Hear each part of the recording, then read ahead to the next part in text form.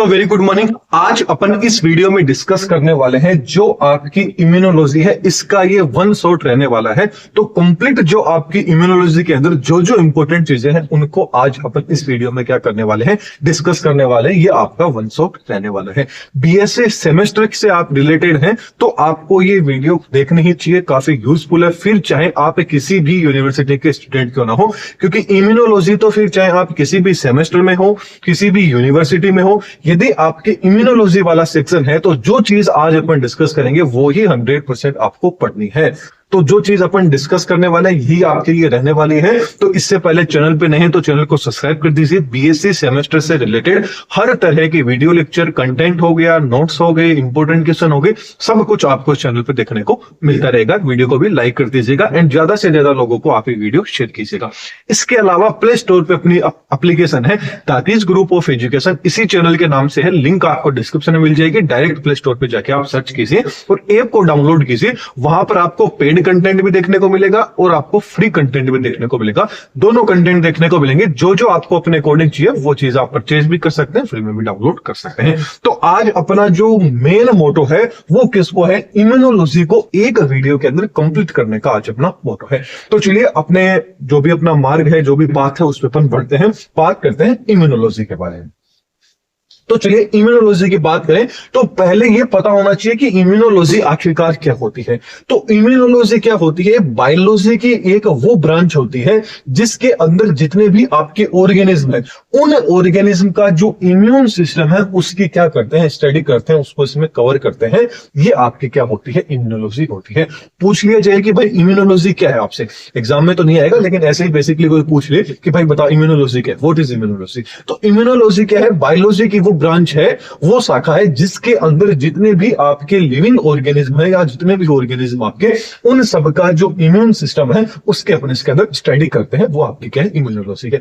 अब ये जो आपकी इम्यूनोलॉजी है, इस इम्यूनोलॉजी के अंदर इम्यून सिस्टम की तो अपन स्टडी कर रहे हैं। अब मतलब कौन से, मतलब जितने भी आपकी मतलब बॉडी रहेगी उनकी क्या करता है, उनका जो इम्यून सिस्टम हो गया। अब जो आपका इम्यून सिस्टम ऐसे तो नहीं कि नॉर्मल है, ये इम्यून सिस्टम क्या होता है, कॉम्प्लेक्स नेटवर्क से बना होता है। काफी सारी सेल्स हो गए, काफी सारे टिश्यू हो गए एंड आपके जो है ना मॉलिक्यूल्स हो गए, ये सारे के सारे आपके शरीर में प्रेजेंट रहते हैं। इनका मेन काम क्या रहता है कि बाहर से मान लीजिए कोई भी बाहर से मतलब आपका आ गया, जैसे बैक्टीरिया आ गया, वायरस आ गया, कोई भी और आपके पैरासाइट्स आ गए, ये सब आपके शरीर में आ गए, तो आपके शरीर को उनसे क्या करना पड़ेगा, डिफेंस करना पड़ेगा, फाइट करनी पड़ेगी। ये सारी चीजें क्या होती है, इम्यूनोलॉजी में अपन पढ़ते हैं कि भाई किस तरह से कोई भी वायरस आ गया, कोई भी बैक्टीरिया आ गया, उनसे अपना शरीर किस तरह से उनसे डील करता है, ये डील कैसे होती है, किस तरह से फाइट करते हैं, क्या चीजें होती हैं, इन सब की जो स्टडी है वो स्टडी ही अपन किसमें करते हैं, आपके इम्यूनोलॉजी में करते हैं। तो ओवरऑल यदि बात करें तो विज्ञान की वो शाखा या बायोलॉजी की वो ब्रांच जिसके अंदर अपन जो आपकी इम्यूनिटी होगी, एंटीजन एंटीबॉडी इंटरेक्शन हो गया, रिएक्शन हो गया। याद रखना यहां पर दो आपको नाम दिखे होंगे, एक तो इम्यूनिटी, वेरी वेरी इंपॉर्टेंट है, इम्यूनिटी से रिलेटेड क्वेश्चन 100% एग्जाम में देखने को मिलता है। इसके अलावा एंटीजन जो एंटीबॉडी इंटरेक्शन है, ये भी वेरी वेरी इंपॉर्टेंट क्वेश्चन है, क्योंकि आप खुद देख लीजिए इम्यूनोलॉजी की जो डेफिनेशन है, इसी डेफिनेशन के अंदर आ रहा है कि विज्ञान की या बायोलॉजी की साइंस की वो शाखा जिसके अंदर इम्यूनिटी हो गया, एंटीजन एंटीबॉडी इंटरेक्शन बोल लीजिए या एंटीजन एंटीबॉडी रिएक्शन बोल लीजिए, इसकी जो कंप्लीट स्टडी है उसी स्टडी को क्या बोला जाता है, इम्यूनोलॉजी बोला जाता है। तो यहां पर दो नाम आए हैं, ये दोनों के दोनों वेरी अल्ट्रा इंपॉर्टेंट है। इन दोनों के आंसर तो आपको एग्जाम के अंदर क्वेश्चन देखने को मिलेंगे। इनके आंसर भी अपन इनको भी अपन डिटेल के अंदर आगे आने वाले लेक्चर्स में, मतलब अभी थोड़ी देर में अपन इनको भी डिस्कस कर लेंगे। ये क्या हो जाती है, इम्यूनोलॉजी की डेफिनेशन हो जाती है। अब एक नंबर में कई बार पूछ लिया जाता है कि जो इम्यूनोलॉजी है इसके बारे में सबसे पहले किसने स्टडी की थी। तो याद रखना फादर ऑफ जो आपका इम्यूनोलॉजी है वो किसको माना जाता है, जो आपके एडवर्ड जेनर है, इनको क्या माना जाता है, फादर ऑफ इम्यूनोलॉजी माना जाता है। अब आपको लिए मैं एक सवाल छोड़ के जाता हूं, ये बताइए कि एडवर्ड जेनर है, इन्होंने कौन से टीके का, कौन सी वैक्सीन थी, इसको इन्होंने डिस्कवर किया था। ये आपके लिए क्वेश्चन है, तो ये आप मेरे को बताइएगा कमेंट बॉक्स में। चलिए आगे बढ़ते हैं। आगे बात करें तो जो आपकी इम्यून सिस्टम है, उस इम्यून सिस्टम की स्टडी को ही क्या बोला जाता है, इम्यूनोलॉजी बोला जाता है। That's clear. ये तो थोड़ा सा अपन ने क्या देख लिया, बेसिक चीजें देख ली। अब अपना जो मेन है वो आ जाता है इम्यूनिटी के ऊपर। जैसा कि मैंने इसकी डेफिनेशन में बताया था ना कि एक तो इम्यूनिटी, एक एंटीजन एंटीबॉडी, इंटरेक्शन ले लीजिए, रिएक्शन ले लीजिए। ये दो ऐसे क्वेश्चन है जो आपको हर यूनिवर्सिटी में, हर सेमेस्टर में, हर एग्जाम में ये दोनों क्वेश्चन आपको पक्का देखने को मिलते हैं। किस तरह से पूछे जाते हैं, क्या होता है, ये अपन डिस्कस करने वाले हैं। तो चलिए सबसे पहले बात कर लेते हैं इम्यूनिटी। आखिरकार इम्यूनिटी होती क्या है? तो इम्यूनिटी का मतलब क्या होता है? मान लीजिए कोई भी बैक्टीरिया ले लीजिए, कोई भी वायरस ले लीजिए, कोई भी पैरासाइट ले लीजिए, ये अपने शरीर के अंदर आएगा तो अपना जो इम्यून सिस्टम होगा, वो इम्यून सिस्टम उससे क्या करेगा? अपन को बचाएगा, डिफेंस करेगा, उससे फाइट करने का। ये जो पूरी की पूरी जो प्रोसेस है, यही क्या कहलाती है? आपकी इम्यूनिटी बोली जाती है, या बोले तो प्रतिरक्षा। हिंदी में ही पता चल रहा है प्रतिरक्षा। रक्षा से मतलब हो गया कि डिफेंस करना, सेल्फ डिफेंस करना, मतलब अपनी जो इम्यूनिटी रहती है। जैसे फॉर एग्जांपल यदि मैं आपको समझाने की कोशिश करूं, मान लीजिए आपके घर के अंदर कोई बाहर से ऐसा आदमी आ गया जिसको आप जानते ही नहीं हो, उसके हाथ में चाकू है, उसके हाथ में बंदूक है, तो आप क्या करोगे? सीधी सी बात है कि डरोगे। लेकिन आप क्या करोगे? एक बार कोशिश तो करोगे ना कि इसको कैसे जैसे करके गेट से बाहर निकाल दूं, गेट पे ही इसको रोक दूं, अंदर आने ही ना दूं। तो मतलब आपने क्या किया है? अपने घर को प्रोटेक्ट किया है। तो आपका शरीर भी तो आपका घर है ना। तो आपके शरीर में यदि कोई ऐसी चीज आ गई जिससे आपको नुकसान हो सकता है, तो आप क्या करोगे? उसी को उसी गेट पे क्या कर दोगे? रोक दोगे, वहीं पे बंद कर दोगे, बाहर निकाल दोगे, मार दोगे, कैसे भी कर दोगे। तो वही चीज क्या होती है? आपकी इम्यूनिटी होती है। आपके शरीर में भी ऐसी ऐसी चीजें होती है, ऐसी ऐसी एंटीबॉडीज होती है। कौन कौन सी होती है? अलग अलग तरह की होती है, उनको अपन आगे डिस्कस कर लेंगे। वो क्या करते हैं? पहले ही जो चीज ऐसी आएगी उसको वही क्या कर देते हैं? नष्ट कर देते हैं, वही किल कर देते हैं। इसी को क्या बोला जाता है? आपकी इम्यूनिटी बोला जाता है। That's clear. अब बात करते हैं सेकंड डेफिनेशन की। पहली डेफिनेशन ये होगी, दूसरी डेफिनेशन की यदि अपन बात करें तो देखिए, एक ऐसी एबिलिटी जिसके अंदर जो आपकी बॉडी होगी वो फाइट करेगी। किससे फाइट करेगी? ऐसी मतलब ऐसे एजेंट से फाइट करेगी जो क्या कर सकते हैं? डिजीज क्रिएट कर सकते हैं, और उनसे लड़ने की जो कैपेसिटी है वही क्या है? आपकी इम्यूनिटी है। बोले तो रोग पैदा करने वाले कारकों से लड़ने के लिए जो शरीर की क्षमता है, इसी क्षमता, इसी कैपेसिटी को क्या बोला जाता है? प्रतिरक्षा बोला जाता है। बोले तो इम्यूनिटी इसको बोला जाता है। ये अपन बोले तो जो डिजीज रेजिस्टेंस पावर होती है बॉडी की, इसी को क्या बोला जाता है? इम्यूनिटी बोला जाता है। इनमें से जो भी डेफिनेशन आपको अच्छी लगे वो आप एग्जाम में लिख के आए। मैं कहता हूं तीनों के तीनों आप लिख के आएंगे, सेम टू सेम, ऐसा का ऐसा, जैसे मैं आज आपको बताऊंगा वैसा का वैसा आप लिख के आते हैं, तो ये क्वेश्चन आपका कभी भी गलत नहीं होगा। क्योंकि जो आपकी इम्यूनिटी वाला है ये वेरी वेरी अल्ट्रा इंपोर्टेंट है। या तो बड़े क्वेश्चन में आएगा ना तो डायरेक्ट आपको इम्यूनिटी दे देगा कि भाई इम्यूनिटी को एक्सप्लेन कर दीजिए। तो इम्यूनिटी को एक्सप्लेन करोगे तो इसमें इम्यूनिटी के आपको टाइप भी बताने पड़ेंगे। इम्यूनिटी के कितने टाइप होते हैं? दो टाइप होते हैं। एक तो आपकी इनेट इम्यूनिटी होती रहती है, एक आपकी एक्वायर्ड इम्यूनिटी हो जाती है। अब देखिए क्वेश्चन से बड़ा आएगा तब तो कंप्लीट इम्यूनिटी दे देगा। कंप्लीट इम्यूनिटी दे दिया मतलब आपको इनेट इम्यूनिटी को भी एक्सप्लेन करना है एंड एक्वायर्ड इम्यूनिटी को भी एक्सप्लेन करना है। यदि ये शॉर्ट नोट में आएगा तो शॉर्ट नोट में इतना आ जाएगा कि भाई इनेट इम्यूनिटी क्या होती है, ये आ सकता है, या ये आ सकता है कि भाई एक्वायर्ड इम्यूनिटी है, इस पे शॉर्ट नोट लिख दीजिए। अब आपको क्या करना है? आपको सबसे पहले क्या करना है? जैसे फॉर एग्जांपल मानते हैं कि मान लीजिए आपके एग्जाम में आ गया कि भाई इनेट इम्यूनिटी है, इसको एक्सप्लेन कीजिए कि इनेट इम्यूनिटी क्या होता है। तो इनेट इम्यूनिटी पढ़ने से पहले आपको थोड़ा सा इम्यूनिटी के बारे में बता देना है। मतलब ये 3-4 लाइनें हैं, ये आपको बता देनी है। उसके बाद में जो अभी अपन इनेट इम्यूनिटी पढ़ेंगे इसको आपको एक्सप्लेन कर देना है। ठीक ऐसे ही मान लीजिए एक्वायर्ड इम्यूनिटी आ गया, तो एक्वायर्ड इम्यूनिटी में भी आपको सबसे पहले ये इम्यूनिटी बता देनी है और क्या फिर क्या कर देना है? एक्वायर्ड इम्यूनिटी को एक्सप्लेन कर देना है। ये क्या होता है? एग्जाम में क्वेश्चंस को थोड़ा सा बड़ा लिखने में एंड थोड़ा सा एक्सप्लेन करने में क्या होता है? एग्जामिनर को लगता है कि भाई अगले को इतनी भी चीज पता है, इसका मतलब आगे इसने जो भी लिखा होगा वो अच्छे से लिखा हुआ है। थोड़ा सा इंप्रेशन पड़ता है, क्योंकि वही चीज है ना, first impression is the last impression. तो चलिए बात करते हैं, मेन अपना है कि टाइप्स ऑफ इम्यूनिटी। तो इम्यूनिटी दो टाइप की होती है, एक तो इनेट इम्यूनिटी, एक एक्वायर्ड इम्यूनिटी। जिसको क्या बोला जाता है? जन्मजात इम्यूनिटी या अर्जित इम्यूनिटी। नाम से ही आपको पता चल रहा है इनेट इम्यूनिटी। इनेट मतलब ये क्या होगी? आपके जन्म से ही क्या हो जाएगी? आपके अंदर आ जाएगी। जबकि एक्वायर्ड इम्यूनिटी, एक्वायर्ड मतलब ये जन्म होने के बाद में आपको खुद से क्या करना पड़ेगा? अर्जित करना पड़ेगा। ये क्या होती है? आपकी एक्वायर्ड इम्यूनिटी होती है। चलिए, सबसे पहले अपन बात कर लेते हैं आपकी इनेट इम्यूनिटी। तो इनेट इम्यूनिटी को और किन किन नामों से जाना जाता है, ये तीन आपके सामने नाम है। तो कई बार एग्जामिनर कंफ्यूज करने के लिए इन तीनों को भी आपसे पूछ सकता है कि चाहे आपको पूछ लिया जाए कि इनबॉर्न इम्यूनिटी क्या होती है, इनबॉर्न मतलब जन्मजात क्या होती है, नॉन स्पेसिफिक इम्यूनिटी कौन सी होती है, मतलब आपकी ऐसी इम्यूनिटी जो नॉन विशिष्ट तरह की है वो कौन सी होती है, इसके अलावा इनहेरिटेंट इम्यूनिटी क्या होती है।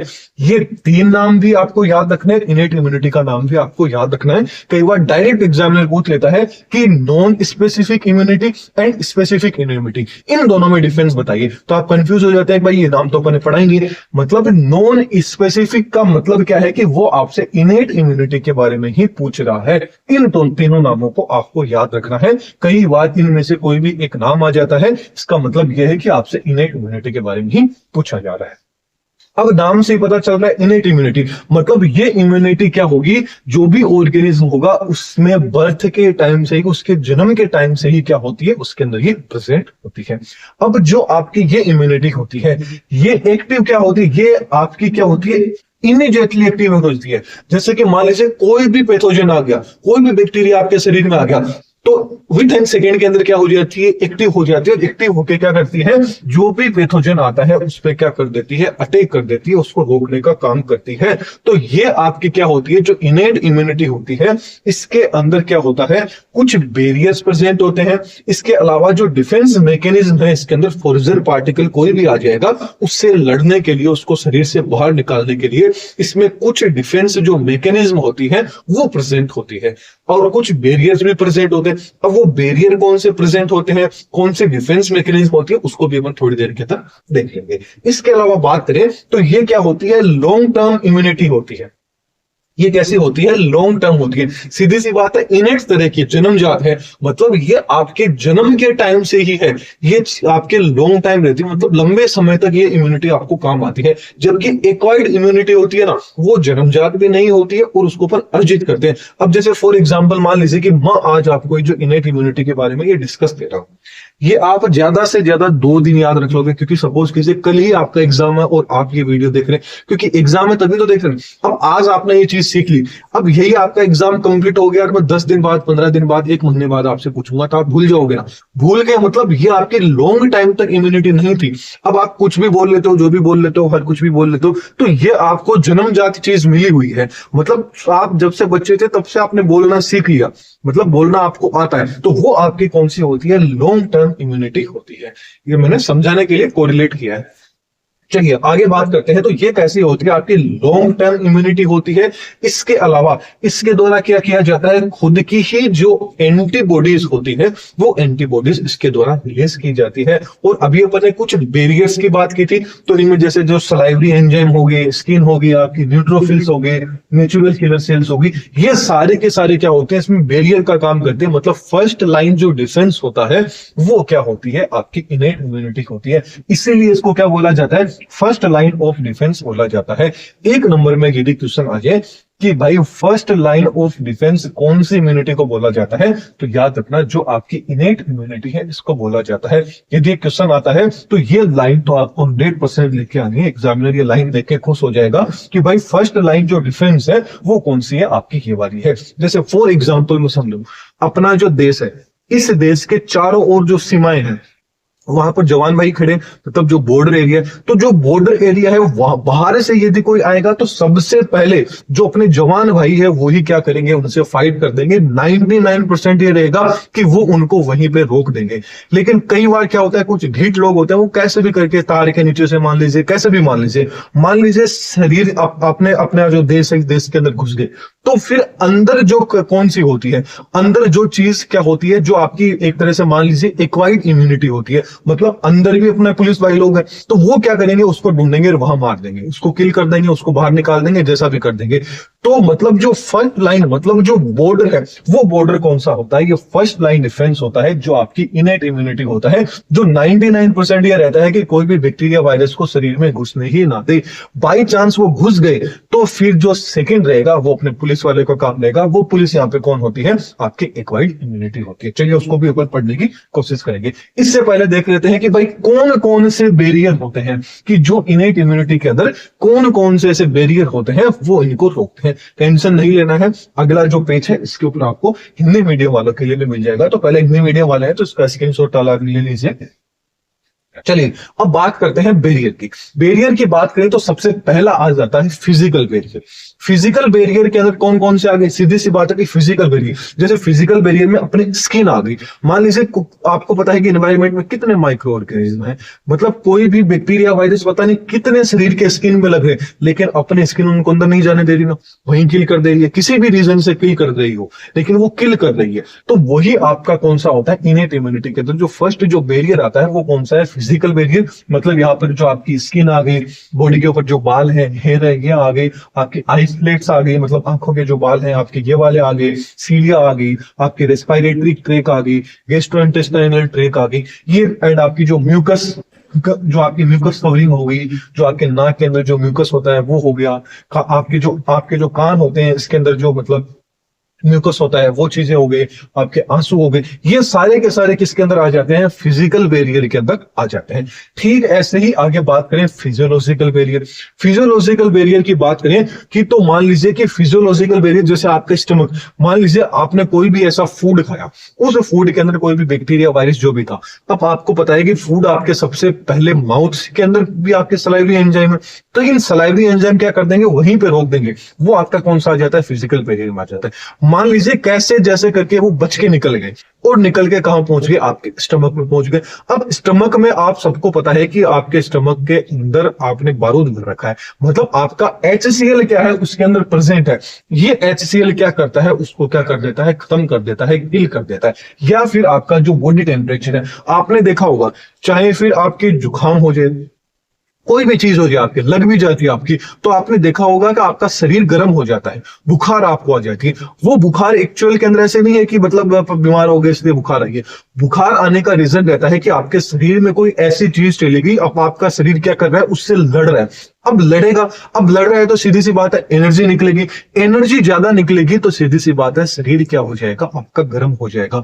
अब अपना शरीर क्या करता है? उसको तो मार देता है, लेकिन खुद ठंडा होना भूल जाता है। तो जो अपन दवाई लेते हैं ना, वो ठंडा करने के लिए शरीर को की जाती है।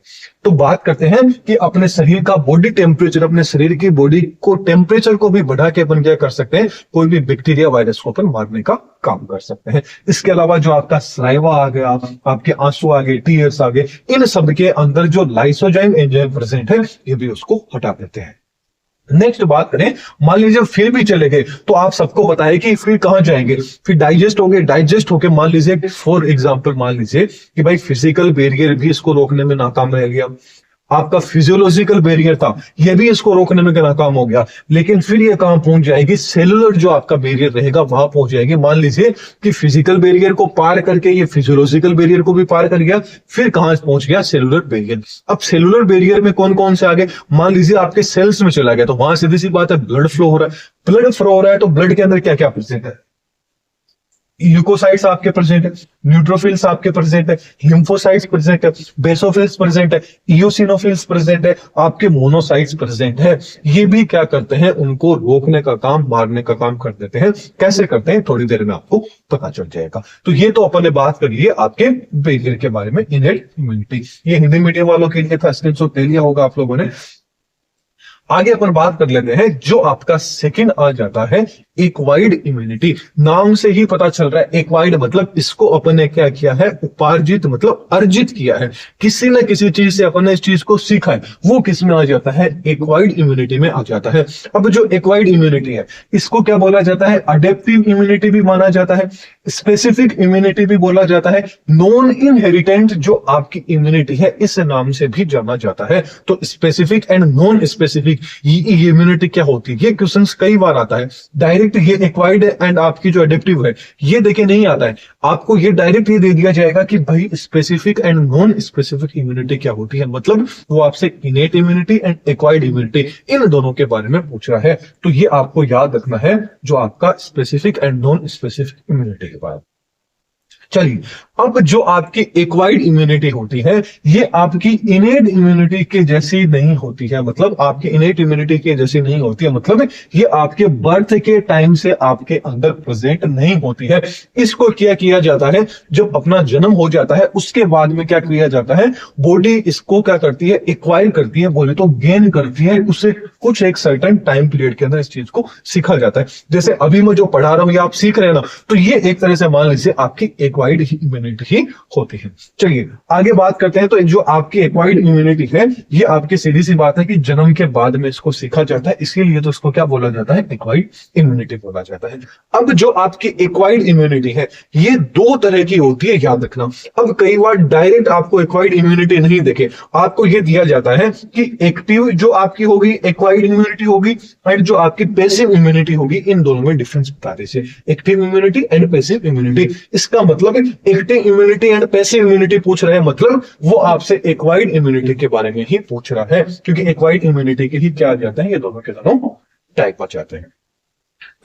तो एग्जाम में ये दोनों पूछ रहे तो थोड़ा सा आपको ये भी एक्सप्लेन कर देना है। चलिए आगे बढ़ते हैं। एक्टिव इम्यूनिटी एंड जो आपकी अडेप्टिव इम्यूनिटी है इसके बारे में बोले तो जो आपकी active immunity and passive immunity के बारे में। तो जो आपकी एक्टिव इम्यूनिटी रहती है ये क्या होती है, इन्फेक्शन के कारण क्या होता है, एक्टिव इम्यूनिटी क्या होता है, मान लीजिए आपके शरीर में किसी भी तरह का कोई भी इन्फेक्शन हो गया, अब वो इन्फेक्शन हुआ है तो उससे क्या करेगा, नेचुरल तरीके से क्या करती है, अपना शरीर क्या कर लेता है, उसके खिलाफ एंटीबॉडी बना लेता है। वो तो किस में आ जाता है, एक्टिव, क्योंकि नाम से पता चल रहा है एक्टिव बोले तो सक्रिय प्रतिरक्षा, मतलब यदि कोई भी चीज होगी तो इंस्टेंटली क्या कर दिया जाएगा, उसके ऊपर काम कर दिया जाएगा, वो आपका कौन सा होता है, एक्टिवली होता है। इसके अंदर ही क्या आ जाता है, आर्टिफिशियल भी होती है। तो एक तो क्या होती है, नेचुरल तरीके से भी हो सकती है एक्टिव इम्यूनिटी, एक आर्टिफिशियल तरीके से भी हो सकती है। आर्टिफिशियल तरीके से कैसे, जैसे वैक्सीनेशन होता है, मतलब कोई भी अपन ने एंटीबॉडी डेवलप की और उस एंटीबॉडी को क्या कर दिया, वैक्सीनेशन से शरीर में ले लिया। जैसे फॉर एग्जांपल अभी कोविड आया था, तो कोविड आया था तो अपन सबने क्या किया था, वैक्सीनेशन किया था, तो वो किसमें था, एक्टिव इम्यूनिटी के अंदर आ जाता है। लेकिन किस तरह का है, आर्टिफिशियल एक्टिव इम्यूनिटी के अंदर वो आ जाता है। जो आपकी एक्टिव इम्यूनिटी होती है ये क्या होती है, लॉन्ग टाइम तक बिल्डअप रहती है, काफी टाइम तक बिल्डअप रहती है। याद रखना, वैक्सीन एंड वैक्सीनेशन इन दोनों के अंदर अंतर होता है। क्या अंतर होता है, थोड़ी देर में आपको पता चल जाएगा। वैक्सीनेशन का मतलब जैसे पोलियो का आपने सुना होगा कि इंडिया पोलियो मुक्त हो चुका है, तो ये सारी चीज मतलब किसके कारण हुआ है, वैक्सीनेशन होता है। इसका मतलब ये आपकी एक्टिव इम्यूनिटी के अंदर आती है, लेकिन कैसी एक्टिव, आर्टिफिशियल एक्टिव इम्यूनिटी आती है। इसके अंदर क्या होती है, लॉन्ग टाइम तक क्या रहता है, इसका असर रहता है, काफी लंबे टाइम तक इसका असर रहता है। क्यों, क्योंकि इसकी मेमोरी है वो लाइफ टाइम तक इसकी मेमोरी होता है। अब मान लीजिए फिर से यदि कोविड आ जाता है, फिर से पोलियो का वायरस आ जाता है, तो अपने शरीर के अंदर ऑटोमेटिक वो इम्यूनिटी बनी हुई है, उसको आते ही क्या कर देगी, खत्म कर देगी, उसका काम तमाम कर देगी। तो आपका जो एक्टिव इम्यूनिटी होता है ये आपके इम्यून सिस्टम को क्या कर देता है, हाथों हाथ सक्रिय कर देता है, एक्टिव कर देता है। अब सेकंड आपका आ जाता है पैसिव इम्यूनिटी। अब पैसिव इम्यूनिटी भी दो तरह की होगी, एक तो नेचुरल तरीके से, एक आर्टिफिशियल तरीके से। नेचुरल तरीके से बात करें तो जो माता का जो दूध होता है, मतलब जैसे ही बच्चे का जन्म होता है तो माँ के द्वारा जो दूध पिलाया जाता है बच्चे को, उसके अंदर भी क्या होती है, इम्यूनिटी होती है। लेकिन वो इम्यूनिटी कैसी है, पैसिव इम्यूनिटी होती है। मतलब उस एंटीबॉडी को क्या किया जाता है कि मदर से बच्चे के अंदर क्या किया जाता है, दूध के द्वारा ट्रांसफर कर दिया जाता है, ब्रेस्ट मिल्क के द्वारा। वो कौन सी होती है, आपकी नेचुरल होती है, पैसिव नेचुरल इम्यूनिटी हो जाती है। ठीक ऐसे ही पैसिव आर्टिफिशियल इम्यूनिटी की बात करें तो क्या होता है, जो आपका इंजेक्शन होता है, जैसे फॉर एग्जांपल की बात करें, मान लीजिए आपके शरीर में काफी ज्यादा दर्द हो रहा है, तो आप क्या करते हैं, दर्द वाला इंजेक्शन लगा लेते हैं। लेकिन ऐसे थोड़ी कि आज आपने दर्द वाला इंजेक्शन लगा दिया तो आने वाले 5-10 साल तक आपका असर ही नहीं होगा, मतलब कभी आपके शरीर में दर्द ही नहीं होगा, ऐसा तो नहीं होता ना। एक सर्टेन टाइम पीरियड के लिए, 1 महीना, 2 महीना, 10 दिन, 4 दिन, 5 दिन के लिए आपको दर्द से क्या मिल जाता है, रिलीफ मिल जाता है। तो ये क्या होता है, आपका आर्टिफिशियल पैसिव इम्यूनिटी होती है। मतलब कुछ एक टाइम के लिए क्या होता है, आपके अंदर वो चीज कंट्रोल हो जाती है। तो वैक्सीन एंड वैक्सीनेशन में पता चल गया होगा कि यहां पर क्या होता है, इंजेक्शन के द्वारा आपके अंदर वो चीज एक्वायर्ड की जाती है। मतलब यहां पर चीज को क्या किया है, एक्वायर्ड किया है आपने, उस चीज को ले लिया है। तो ये क्या होती है, आपकी आर्टिफिशियल पैसिव इम्यूनिटी होती है। तो पैसिव इम्यूनिटी होता है, इसका रिस्पॉन्स तो क्या कर देती है, इमीडिएटली रिस्पॉन्स कर देती है। क्योंकि देखिए आप इंजेक्शन लगाने के ऑलमोस्ट 10 से 15 मिनट में आपको रिलीफ मिल जाता है। मतलब 10 से 15 मिनट के अंदर आपको रिलीफ मिल जाता है। लेकिन ये लाइफ टाइम के लिए क्या होती है, मेमोरी लंबी नहीं होती। ऐसा नहीं है कि लाइफ टाइम तक आपके शरीर में कभी दर्द नहीं होगा। बस एक सर्टेन टाइम पीरियड के लिए रिलीफ जल्दी मिल जाएगा, लेकिन एक सर्टेन टाइम पीरियड के लिए क्या करता है, ये काम करती है। और इस पैसिव इम्यूनिटी के द्वारा आपके इम्यून सिस्टम को एक्टिव बिल्कुल भी नहीं किया जा सकता है। जबकि जो एक्टिव इम्यूनिटी है, इसके द्वारा आपका जो इम्यून सिस्टम है वो वैक्सीनेट हो सकता है। मतलब फॉर एग्जांपल आप ऐसा मान लीजिए कि इस एक्टिव इम्यूनिटी के अंदर तो वैक्सीनेशन आ जाता है। मतलब जैसे फॉर एग्जांपल कोविड वाला ले लीजिए, पोलियो वाला ले लीजिए, ये क्या होती है, लाइफ टाइम रहती है और अपने इम्यून सिस्टम को एक्टिव कर देती है। जबकि जो पैसिव इम्यूनिटी वाला है, इसके अंदर इंजेक्शन ले लीजिए, पेन किलर का एग्जांपल ले लीजिए, पेन किलर वाला जो इंजेक्शन आता है उसका, कि थोड़े टाइम के लिए ही असर करती है, लेकिन असर क्या करता है, जल्दी हो जाता है और इसके द्वारा इम्यून सिस्टम है उसको एक्टिवेट नहीं किया जाता है। ये अपन ने बात कर ली एक्वायर्ड इम्यूनिटी के बारे में। तो चलिए अब अपन बात कर लेते हैं एंटीजन के बारे में, कि एंटीजन आखिरकार क्या होता है। अब यहां पर एंटीजन क्या होता है, इसको समझाता हूं मैं आपको एक अच्छे से एग्जांपल से। जैसे फॉर एग्जांपल लेते हैं कि लोग ऐसे मानते हैं कि भाई इंडिया पाकिस्तान का मैच का है, एक राइवलरी है। अब जो इंडिया पाकिस्तान का जो मैच है, अब इस मैच के अंदर करवाता कौन है, मतलब इन दोनों को मिलाने का काम कौन करता है। सीधी सी बात है, बीसीसीआई मान लीजिए, क्रिकेट बोर्ड मान लीजिए, कि मतलब इनको मिलाता कौन है, क्रिकेट मिलाता, मतलब इनको आपस में कौन भिड़ाता है, लड़ाता कौन है, आपका क्रिकेट एक जरिया होगा। तो वो जो क्रिकेट है ना, वो ही आपका क्या है, यहां पर एंटीजन होता है। मतलब एंटीजन क्या होता है कि एक ऐसा मॉलिक्यूल होता है आपके शरीर में प्रेजेंट होता है, जो लिविंग ऑर्गेनिज्म होता है। मतलब आपके शरीर के अंदर कोई भी लिविंग ऑर्गेनिज्म मान लीजिए, उसके शरीर में एक ऐसा अणु प्रेजेंट होता है जो रोगों से लड़ने की जो कैपेसिटी होती है, जो क्षमता होती है, उसको क्या करता है, इंक्रीज करता है। मतलब अपन ने क्या है कि लोगों से लड़ के ही तो क्रिकेट सीखा इजीली। हर टीम को अपन ने हराया, चाहे वो इंग्लैंड ले लीजिए, बांग्लादेश ले लीजिए, अफगानिस्तान ले लीजिए, किसी को भी अपन ने हराया। तो वो कैसे हराया है, वो हराने के लिए मतलब अपने अंदर कोई ना कोई उम्मीद आई होगी। वो उम्मीद किसके रूप में है, एंटीजन के रूप में, बोले तो क्रिकेट के रूप में है। ये आपका क्या होता है, एंटीजन। इसके अलावा थोड़ा सा और मैं यदि आपको समझाने की कोशिश करूं, तो मान लीजिए कि आपने क्या देखा, किसी भी एक ऐसे आदमी को देखा, चोर को आपने देखा, वो आपके घर में घुस रहा है, तो आप क्या करोगे। ऐसे तो है नहीं कि डायरेक्ट आप जाओगे उसको 2-3 थप्पड़ लगाओगे, वो कहेगा सर जी छोड़ दो, चला जाएगा। आप क्या करोगे, हाथ में या तो लाठी लोगे, चाकू लोगे, कुछ भी। मान लीजिए एग्जांपल लेते हैं कि मान लीजिए ये छड़ी मैंने हाथ में ली, तो ये जो छड़ी मैंने मेरे हाथ में ली है ना, ये छड़ी से उसको मारूंगा। मतलब ये जो छड़ी है, यही आपकी क्या है, एंटीजन है, जो क्या करेगी, कोई भी रोग आ गया, कोई भी एंटीजन आ गया, उसको लड़ने के लिए, अपने शरीर में एंटीबॉडी बनाने के लिए प्रेरित कर रही है, वो छड़ी है, यही आपकी क्या है, एंटीजन कहलाती है।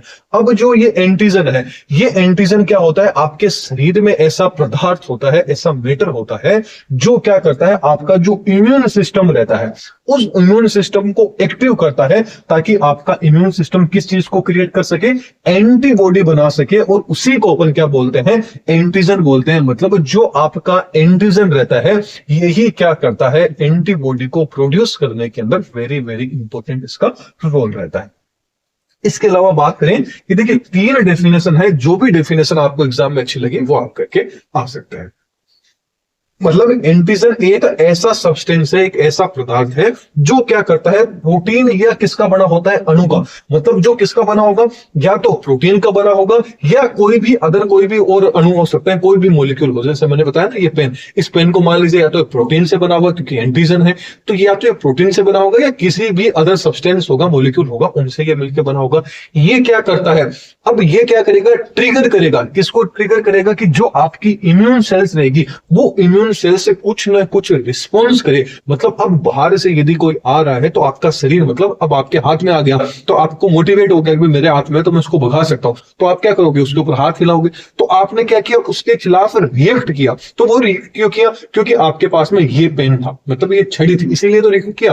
तो मतलब यहां पर इसी के कारण क्या होता है कि जो आपका इम्यून सिस्टम होता है वो ट्रिगर हो जाता है, और ट्रिगर होके बॉडी के अंदर जो भी सब्सटेंस बाहर से आ रहा है उसको मारने के लिए क्या करता है, हेल्प करता है। और सीधी सी बात है कि आप उसको मारने के साथ आवाज भी तो दोगे ना कि चोर आ गया, चोर आ गया, तो और भी लोग आएंगे, और भी एंटीबॉडीज एक्टिव हो जाएगी, मतलब घर के और भी मेंबर एक्टिव हो जाएंगे। तो क्या करेंगे, सब के सब उसके ऊपर हल्ला बोल दोगे, तो वो हल्ला बोल के वहीं पे उसका आप काम तमाम कर दोगे, उसको बाहर निकाल दोगे। तो मतलब ऐसा नहीं है कि एंटीजन अकेला ही उससे निपट लेता है, अकेला नहीं निपटता है, वो उसके लिए और भी लोगों को क्या कर देता है, एक्टिव कर देता है, बोल देता है कि भाई घर में चोर आ गया, भागो भागो, मारो मारो उसको। इस तरह उसको क्या कर देते हैं, किल कर देते हैं। ये आपके एंटीजन की क्या होता है, थोड़ी सी भूमिका होती है।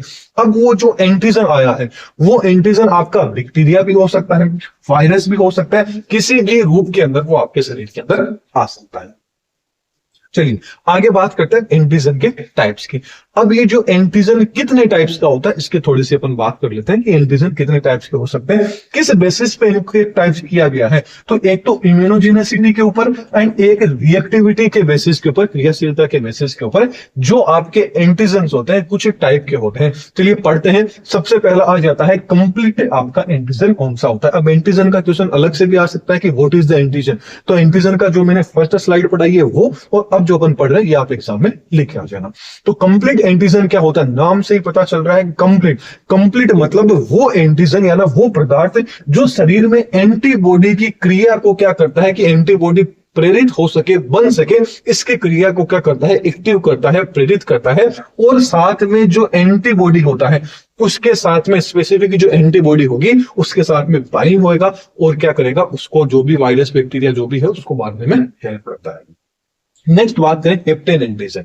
हेप्टेन एंटीजन की बात करें तो इसमें क्या होता है, ओनली फॉर क्रियाशीलता का, मतलब इसके अंदर क्या होता है जो आपका हेप्टेन एंटीजन होगा इसमें ओनली फॉर जो रिएक्टिविटी है, रिएक्टिविटी का ही जो आपका जो गुण है, कैरेक्टर है, वो ही क्या होता है इसके अंदर प्रेजेंट होता है।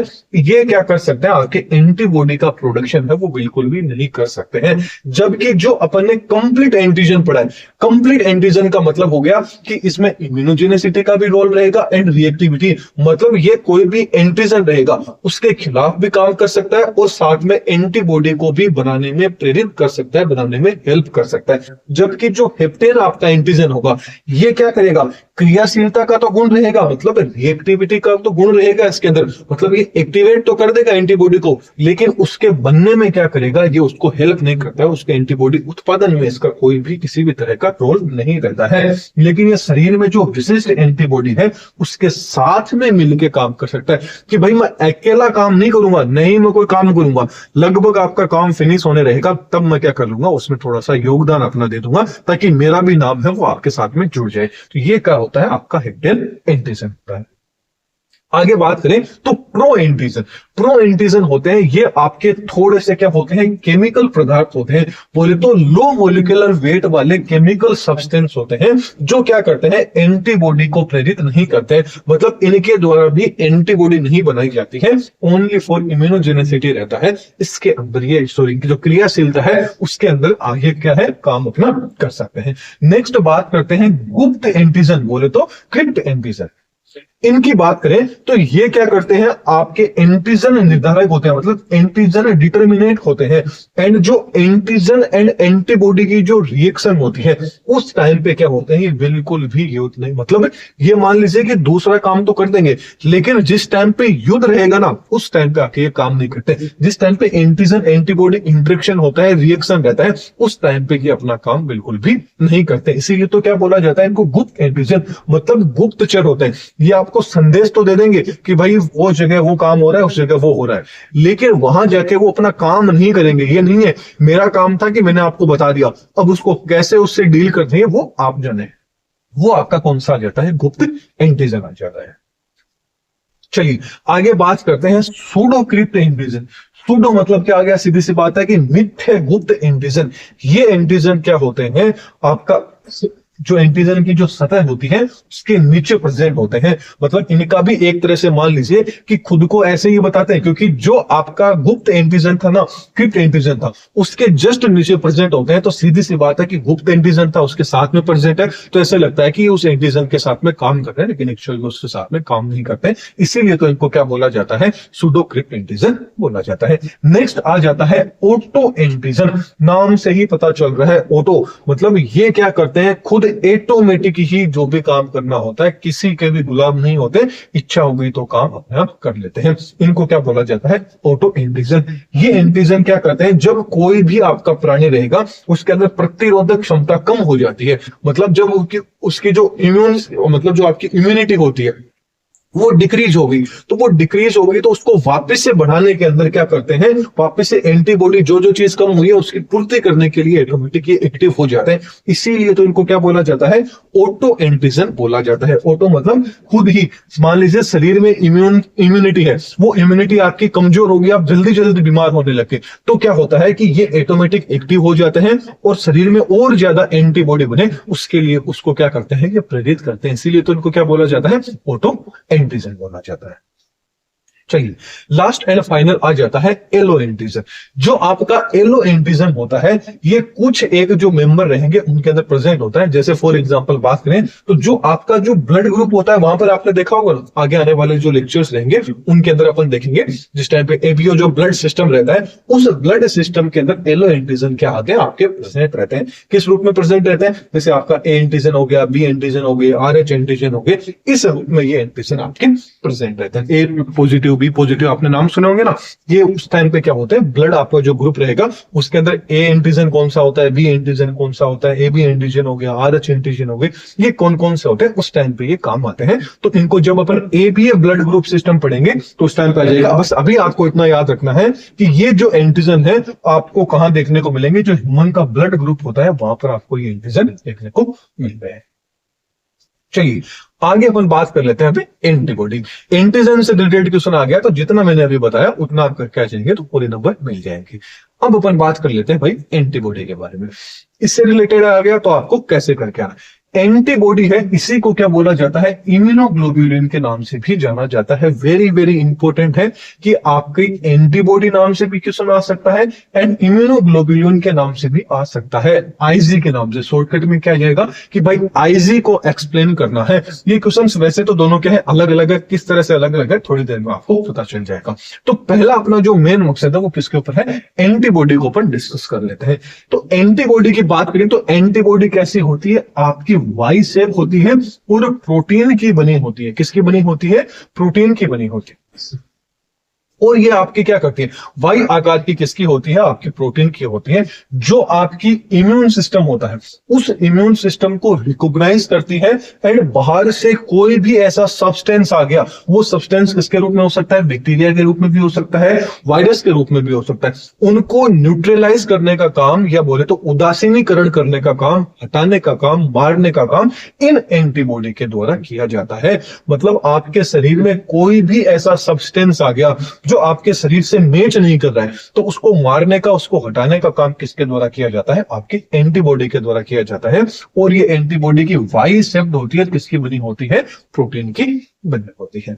नेक्स्ट अपन बात करें तो ये क्या होता है, These protein play crucial role, मतलब ये क्रूशियल रोल प्ले करते हैं और आपके शरीर में डिफेंडिंग का काम करते हैं कि बाहर से कोई भी ऐसा कोजिंग एजेंट आ गया जो इन्फेक्शन फैला सकता है, डिजीज फैला सकता है, उससे लड़ना, उससे डिफेंस करना, अपने शरीर को बचाने का काम किसके द्वारा, किनका किया जाता है, एंटीबॉडी क्या करती है, ये रोल प्ले करती है। क्रूशियल जो रोल है इसको प्ले करती है, डिफेंडिंग करती है अपनी बॉडी को। किससे डिफेंड करती है, कोई भी इन्फेक्शन आ गया, कोई भी डिजीज आ गई, इनसे अपने शरीर को बचाने का काम किसके द्वारा किया जाता है, एंटीबॉडीज के द्वारा किया जाता है। अब अपन बात कर लेते हैं कि जो आपकी एंटीबॉडी है ये आखिरकार कहां पर बनती है, प्रोड्यूस कहां होती है, इसकी प्रोडक्शन कहां होता है। तो एंटीबॉडी होती है ये आपकी जो बी सेल्स होती है, ये बी सेल कौन सी है? जो आपकी व्हाइट ब्लड सेल होती है ना, जो आपकी डब्ल्यूबीसी होती है, उस डब्ल्यूबीसी का ही एक स्पेशलाइज्ड एक रूप होता है जिसको क्या बोला जाता है? बी सेल्स बोला जाता है। ये इन बी सेल्स के द्वारा ही एंटीबॉडी का प्रोडक्शन होता है।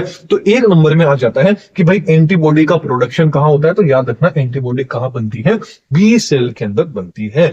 अब मान लीजिए कोई भी एंटीजन है, वो बी सेल के कांटेक्ट में मान लीजिए जब भी आ जाता है, तो क्या करती है बी सेल, जैसे फॉर एग्जांपल मानते हैं कि ये आपकी एक बी सेल है, ये बी सेल क्या करती है, ये जैसे बी सेल है, ये बी सेल क्या करेगी, जैसे ही मान लीजिए कोई ऐसा एंटीजन आ गया, ये क्या है, कुछ एंटीजन आ गए, तो ये बी सेल क्या कर लेगी, दो पार्ट्स में डिवाइड हो जाएगी,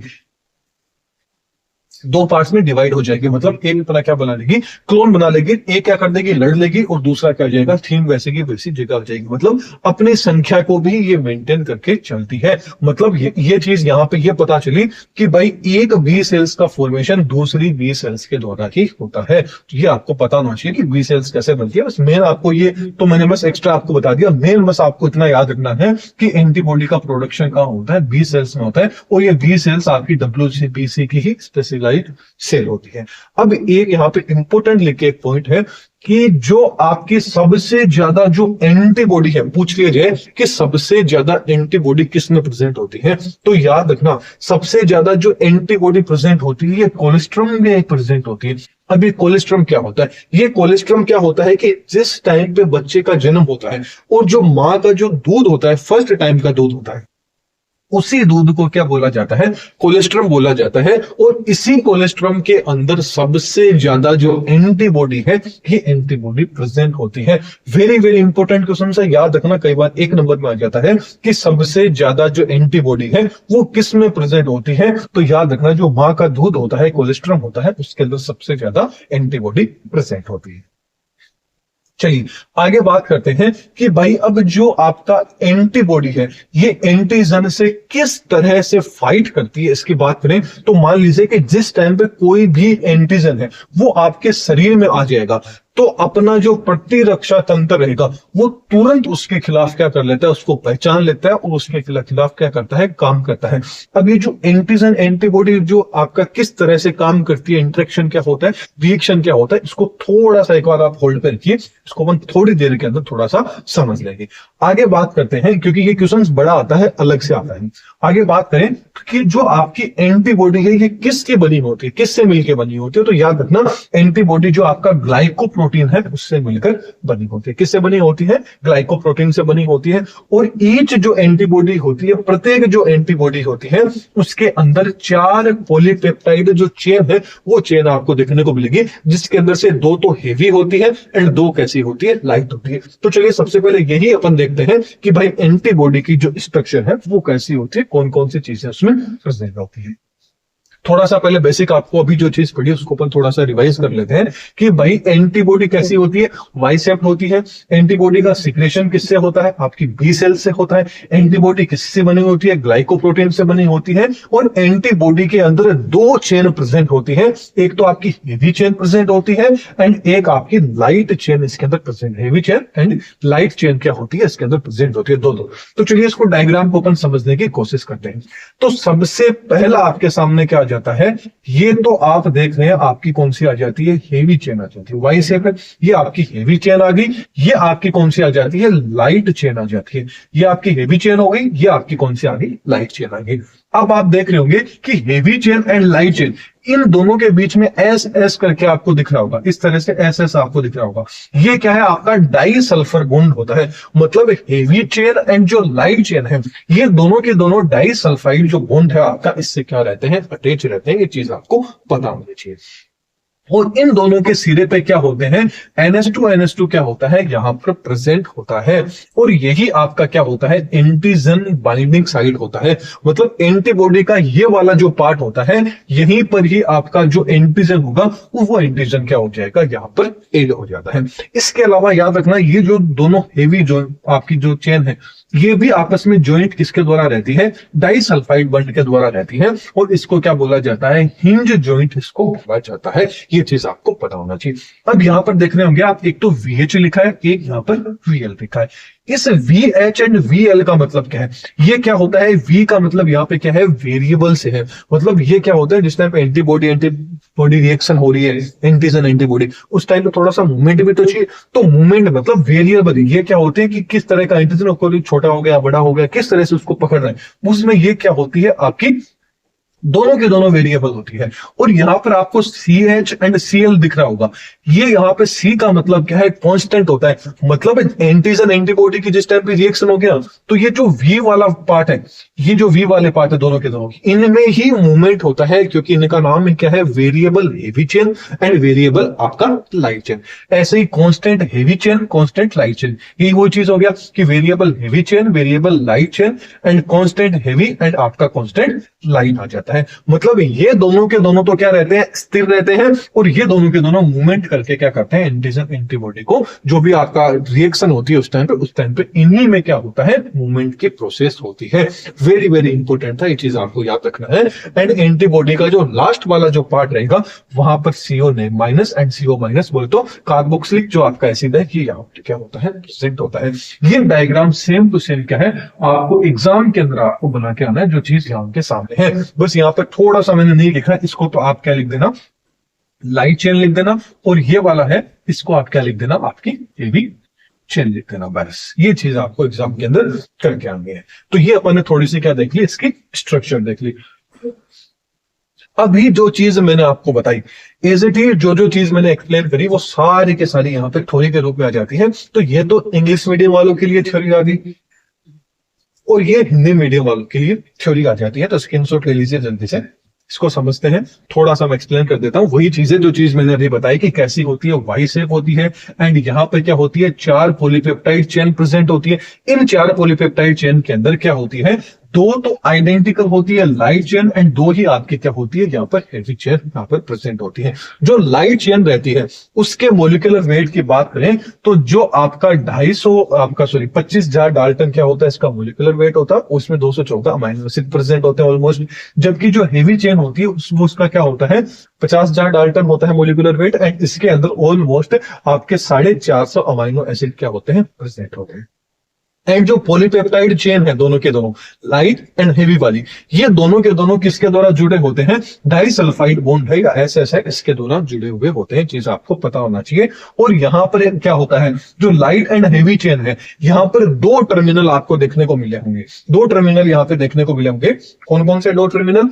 पहला टर्मिनल तो कौन सा आ गया? C टर्मिनल आ गया। दूसरा टर्मिनल कौन सा आ गया? N वाला टर्मिनल आ गया। मतलब यहाँ पर 2 टर्मिनल आपको देखने को मिलते हैं। पहला C टर्मिनल, जिसको कार्बोक्सिलिक टर्मिनल बोलते हैं। दूसरा आ जाता है N टर्मिनल, जिसको अमाइनो टर्मिनल बोला जाता है। C terminal carboxylic terminal, N मतलब अमाइनो टर्मिनल। 2 टर्मिनल प्रेजेंट रहते हैं। इसके अलावा जो आपके लाइट एंड जो हेवी चेन होती है, उसके अंदर आपको 2 चीज देखने को मिली थी। एक तो C वाला तो क्या था? लॉन्गर रीजन था, जिसको कांस्टेंट बोलते हैं। एक V वाला स्मॉलर रीजन था, जिसको वेरिएबल रीजन आप बोलोगे। इसके अलावा जो ईच एंटीबॉडी थी, ये क्या कर सकते हैं? हर एक एंटीबॉडी 2 एंटीजन को अपने साथ में बाइंड कर सकती है। ये एक एंटीबॉडी की स्ट्रक्चर अपने साथ में, एक एंटीजन 2 एंटीजन, दोनों हिस्सों में एक एक एंटीजन ये बाइंड कर सकती है। मतलब एक एंटीबॉडी 2 एंटीजन को क्या कर सकती है? बाइंड कर सकती है। और वही चीज आ गई कि जो आपका C वाला रीजन था, ये स्टेम ऑफ द एंटीजन होता है। मतलब C वाला जो आपका रीजन है, ये वाला पूरा का पूरा जो स्टेम, बोले तो एक पेड़ का जो स्टेम होता है ना, कि स्टेम ही क्या करता है? उसको एक जगह रोक के रखता है। तो ये स्टेम वाला रीजन हो जाता है। जो C रीजन है, ये आपके एंटीबॉडी है। चलिए, ये अपन ने किसकी बात कर ली? एंटीजन की। अब थोड़ा सा कई बार क्या होता है, शॉर्ट नोट क्वेश्चन आ जाए। अभी तक अपन ने 2 चीजें पढ़ी, एंटीजन अपन ने पढ़ा, तो आपके बीच में भी आगे आ रहा होगा कि एंटीजन एंड पैथोजन, इन दोनों के अंदर क्या डिफरेंस होता है। कई बार एग्जाम में भी आ जाता है कि भाई जो 1 नंबर का जो क्वेश्चन आता है ना, उसमें आ जाता है कि एंटीजन एंड पैथोजन, ये दोनों आखिरकार क्या होते हैं, इन दोनों में डिफरेंस बताइए। तो इन दोनों में थोड़ा सा अपन डिफरेंस देख लेते हैं कि एंटीजन क्या होता है, एंटीजन एंड जो आपका पैथोजन। तो याद रखना, एंटीजन तो क्या होता है, एक तरह का मॉलिक्यूल होता है जो किसका बना होता है, पॉलीसेकेराइड भी हो सकता है एंड पेप्टाइड भी हो सकता है। जबकि जो पैथोजन होते हैं, ये पैथोजन क्या होते हैं, इन्फेक्टियस जो आपके एजेंट होते हैं, मतलब ये इन्फेक्शन करने वाले एजेंट होते हैं। कौन कौन से, जैसे आपके वायरस हो गया, बैक्टीरिया हो गया, फंजाई हो गई, ये क्या होते हैं, आपके पैथोजन होते हैं। इन पैथोजन से ही क्या होता है, एंटीजन बनते हैं। चीज आपको याद होना चाहिए। जैसे कि एंटीजन तो क्या होता है, एक ऐसा पदार्थ होता है जो किसको करता है, एंटीबॉडी को बनाने में हेल्प करता है। जबकि जो पैथोजन होते हैं ये क्या करते हैं, शरीर के अंदर इंफेक्शन फैलाने का काम करते हैं। ये इन दोनों में मेन डिफरेंस रहता है कि जो आपका एंटीजन होगा, ये जो आपका एंटीजन होगा, ये ट्रिगर करता है किसके प्रोडक्शन के, एंटीबॉडी बन जाए। जबकि जो पैथोजन होते हैं ये हार्मफुल होते हैं, बोले तो खतरनाक माइक्रो ऑर्गेनिज्म होते हैं जो आपके शरीर में डिजीज को क्या करते हैं, कोज करने का काम करते हैं। ये इनमें थोड़ा सा डिफरेंस आप लोगों को पता होना चाहिए। जैसा कि आप डायग्राम में भी यहां पे देख पा रहे होंगे कि ये आपके क्या है, ये आपकी जो इसकी सरफेस पे आप देख लो ना, ये आपके एंटीजन है जो क्या करते हैं, एंटीबॉडी को बुला रहे हैं, एंटीबॉडी बनाने में हेल्प कर रहे हैं। और जबकि ये आपके क्या है, माइक्रो ऑर्गेनिज्म जो आपके पैथोजन हो जाते हैं, वायरस बैक्टीरिया वगैरह हो जाते हैं। आगे बात कर लेते हैं। यहाँ पे एक नाम आपको थोड़ी देर में पता चलेगा, तो या थोड़ा सा आपको आइडिया होना चाहिए। कई बार पूछ लिया जाता है कि जो पेराटोप एंड इपिटोप, इन दोनों में क्या डिफरेंस होता है। ये वेरी वेरी इंपॉर्टेंट पॉइंट है, इसको आपको याद रखना है। याद रखना, इपिटोप जैसे देखिए ये आपका क्या है, एंटीबॉडी एंटीजन है। ये बाइसेप आपकी क्या है, एंटीबॉडी है। याद रखना जो आपका एंटीजन रहेगा, इस एंटीजन का जो सतह रहेगा, इसके ऊपर कुछ इस तरह के बिंदु प्रेजेंट रहेंगे। इस तरह की कोई सरफेस क्या होगी, इसके ऊपर प्रेजेंट रहेगी। इन्हीं सरफेस को क्या बोला जाता है भाई, इपिटोप बोला जाता है। मतलब जो आपका एंटीजन का पार्ट रहेगा ऊपर वाला, जो क्या करेगा, एंटीबॉडी से बाइंड होगी, ये वाला पार्ट तो कौन सा होता है, इपिटोप आ जाता है। जबकि पेराटोप की बात करें, ठीक ऐसे ही एंटीबॉडी के आगे वाला जो सरफेस वाला पार्ट होता है, इसको क्या बोला जाता है भाई, पेराटोप बोला जाता है। जो क्या करता है, एंटीजन का वो भाग जो क्या करता है, एंटीबॉडी से काम करता है। तो ये दोनों डेफिनेशन मैंने लिख दी, ये यहाँ पे आएगा और ये वाला नीचे आ जाएगा। थोड़ा सा उल्टा लिख दिया, तो ये चीज आपको पता होनी चाहिए। मतलब इपिटोप कौन सा पार्ट होता है, एंटीजन के ऊपर वाला जो पार्ट होता है उसको तो इपिटोप बोला जाता है। ठीक ऐसे ही पेराटोप किसको बोला जाता है, जो आपके एंटीबॉडी रहेगी, इसका जो ऊपर वाला पार्ट होगा इसको पेराटोप बोला जाता है। जैसा कि डायग्राम में भी आप देख रहे हैं, ये आपकी एंटीबॉडी है। एंटीबॉडी का जो ये वाला आगे वाला पार्ट था, इसको तो पेराटोप बोला जाता है। जबकि एंटीजन के ये वाला जो आप पार्ट देख रहे हैं, इसके ऊपर वाले जो पार्ट देख रहे हैं, ये आपके कौन से होते हैं, पेराटोप इपिटोप वाले पार्ट होते हैं। तो इन दोनों में ये थोड़ा सा डिफरेंस है, ये आपको पता होना चाहिए। चलिए अब अपन बात कर लेते हैं इम्यूनोग्लोबुलिन की आखिरकार क्या होता है। इम्यूनो, ये क्वेश्चन अलग से आता है। देखिए एंटीबॉडी से रिलेटेड क्वेश्चन है ना, एंटीबॉडी क्या हो, तो एंटीबॉडी आप जो मैंने आपको बस यहां तक बताया, ये आप एंटीबॉडी में इतना लिख के आ सकते हैं, आपको अच्छे नंबर मिल जाएंगे। जबकि अलग से क्वेश्चन आ जाए कि भाई पेराटोप के बारे में बताइए, तो सॉरी पेराटोप क्या, अलग से क्वेश्चन आ जाए कि भाई जो इम्यूनोग्लोबुलिन है इसके बारे में बताइए। तो इम्यूनोग्लोबुलिन के बारे में जो अब अपन पढ़ेंगे, इसके जो टाइप्स हैं, क्या इम्यूनोग्लोबुलिन होता है, वो आप एग्जाम में उस टाइम पे करके आ जाना। तो बात करते हैं इम्यूनोग्लोबुलिन। इम्यूनो मतलब क्या आ गया, इम्यून सिस्टम से आ गया। ग्लोबुलिन के बारे में मतलब क्या आ गया, प्रोटीन। मतलब इम्यून सिस्टम के अंदर जो प्रोटीन प्रेजेंट रहता है, उसी प्रोटीन को क्या बोला जाता है, इम्यूनोग्लोबुलिन बोला जाता है। क्योंकि हर बार मैंने आपको बताया, कोई भी बड़ा वर्ड होता है उसको दो पार्ट में तोड़ोगे तो उसका आंसर मिल जाएगा। इम्यूनो मतलब इम्यून सिस्टम, ग्लोबुलिन मतलब क्या आ जाता है, प्रोटीन। मतलब इम्यून सिस्टम में ऐसा प्रोटीन जिसको ही क्या बोला जाता है, ऐसा प्रोटीन प्रेजेंट होता है, उसी को क्या बोला जाता है, इम्यूनोग्लोबुलिन बोला जाता है। ये जो इम्यूनोग्लोबुलिन होता है, ये आपके किसके जैसा होता है, एंटीबॉडी के जैसा ही होता है। याद रखना, कई बार एग्जाम में कंफ्यूज करने के लिए इतना ही दे देता है कि एक्सप्लेन कीजिए आईजी को, तो आईजी की फुल फॉर्म होती है इम्यूनोग्लोबुलिन। ये चीज आपको याद रखनी है। एंड जो आईजी का प्रोडक्शन किसके द्वारा होता है, बी सेल। अब याद रखना, जो इम्यूनोग्लोबुलिन है ये एज इट इज आपकी जो एंटीबॉडी है उसी को ही बोला जाता है। मतलब इम्यूनोग्लोबुलिन आ रहा है, इसका मतलब एग्जामिनर आपसे परीक्षा लेना है, क्योंकि सीधी बात है उसका काम ही परीक्षा लेना है। तो वो आपसे ये जानना चाहता है कि एक्चुअल में आपको पता है क्या, कि भाई एंटीजन को ही इम्यूनोग्लोबुलिन बोला जाता है। मतलब एंटीजन की जो डायग्राम आपने बताया था, इम्यूनोग्लोबुलिन आ गया है, तो ये इतना लिख देना है। एंड ये जो डायग्राम है, ये डायग्राम आपको बना के आना ही होगा। ये चीज आपको याद रखनी है। वही चीज आ गई जो चीज मैंने बताई कि यहां पर भी क्या होती है, इसकी स्ट्रक्चर की बात करें, आईजी की एंटीबॉडी की बात करें, तो वही दो आइडेंटिकल आपकी हेवी होती है, दो ही आइडेंटिकल आपकी लाइट चेन होती है। वही जो चीज अभी अपन ने डायग्राम बनाया एज इट इज वो का वो डायग्राम आपको एग्जाम के अंदर बना के आना है। बस इसके बारे में एक्सप्लेन है, वो आप इसको स्किप कर सकते हैं यदि इम्यूनोग्लोबुलिन से रिलेटेड क्वेश्चन आ जाए। इसके बाद में आपको बताना है कि जो आपका इम्यूनोग्लोबुलिन है, इसके टाइप्स मान लीजिए या इसकी क्लासेस मान लीजिए। इसको कितने में, 1 2 3 4 5, टोटल कितनी है इसकी, 5 इसके टाइप्स होते हैं, उनको अपन बात कर लेते हैं। कई बार ये एक एक नंबर में डायरेक्ट आपको पूछ देता कि भाई आईजीजी का फंक्शन बता दीजिए, आईजीडी का बता दीजिए, एम का बता दीजिए, ए का बता दीजिए, ई का बता दीजिए। तो छोटे में ऐसा आ जाएगा और बड़े में पूरे के पूरे आपको पांचों के पांचों आईजीजी के बारे में बताना होगा। तो सबसे पहले बात कर लेते हैं आईजीजी के बारे में। आईजीजी के बारे में बात करें तो ये आपका क्या होता है, आईजीजी मोस्ट अम्बेडेड जो आपकी प्रोटीन होती है, बोले तो सबसे ज्यादा मात्रा में आपके शरीर में पाई जाने वाली जो प्रोटीन है वो कौन सी होती है, आपकी आईजीजी प्रोटीन होती है, या बोले तो एंटीबॉडी आपके शरीर में होती है।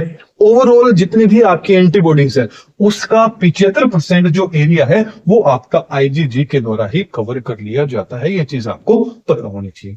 इसके अलावा बात करें तो ये एंटीबॉडी क्या होती है, आपके कहां देखने को मिलेगी एंटीबॉडी, ये आपका जो ब्लड होगी, आपकी जो लिम्फ होगी एंड आपकी जो इंटेस्टाइन होगी, इनके अंदर ये वाली एंटीबॉडी आपको सबसे ज्यादा देखने को मिलती है।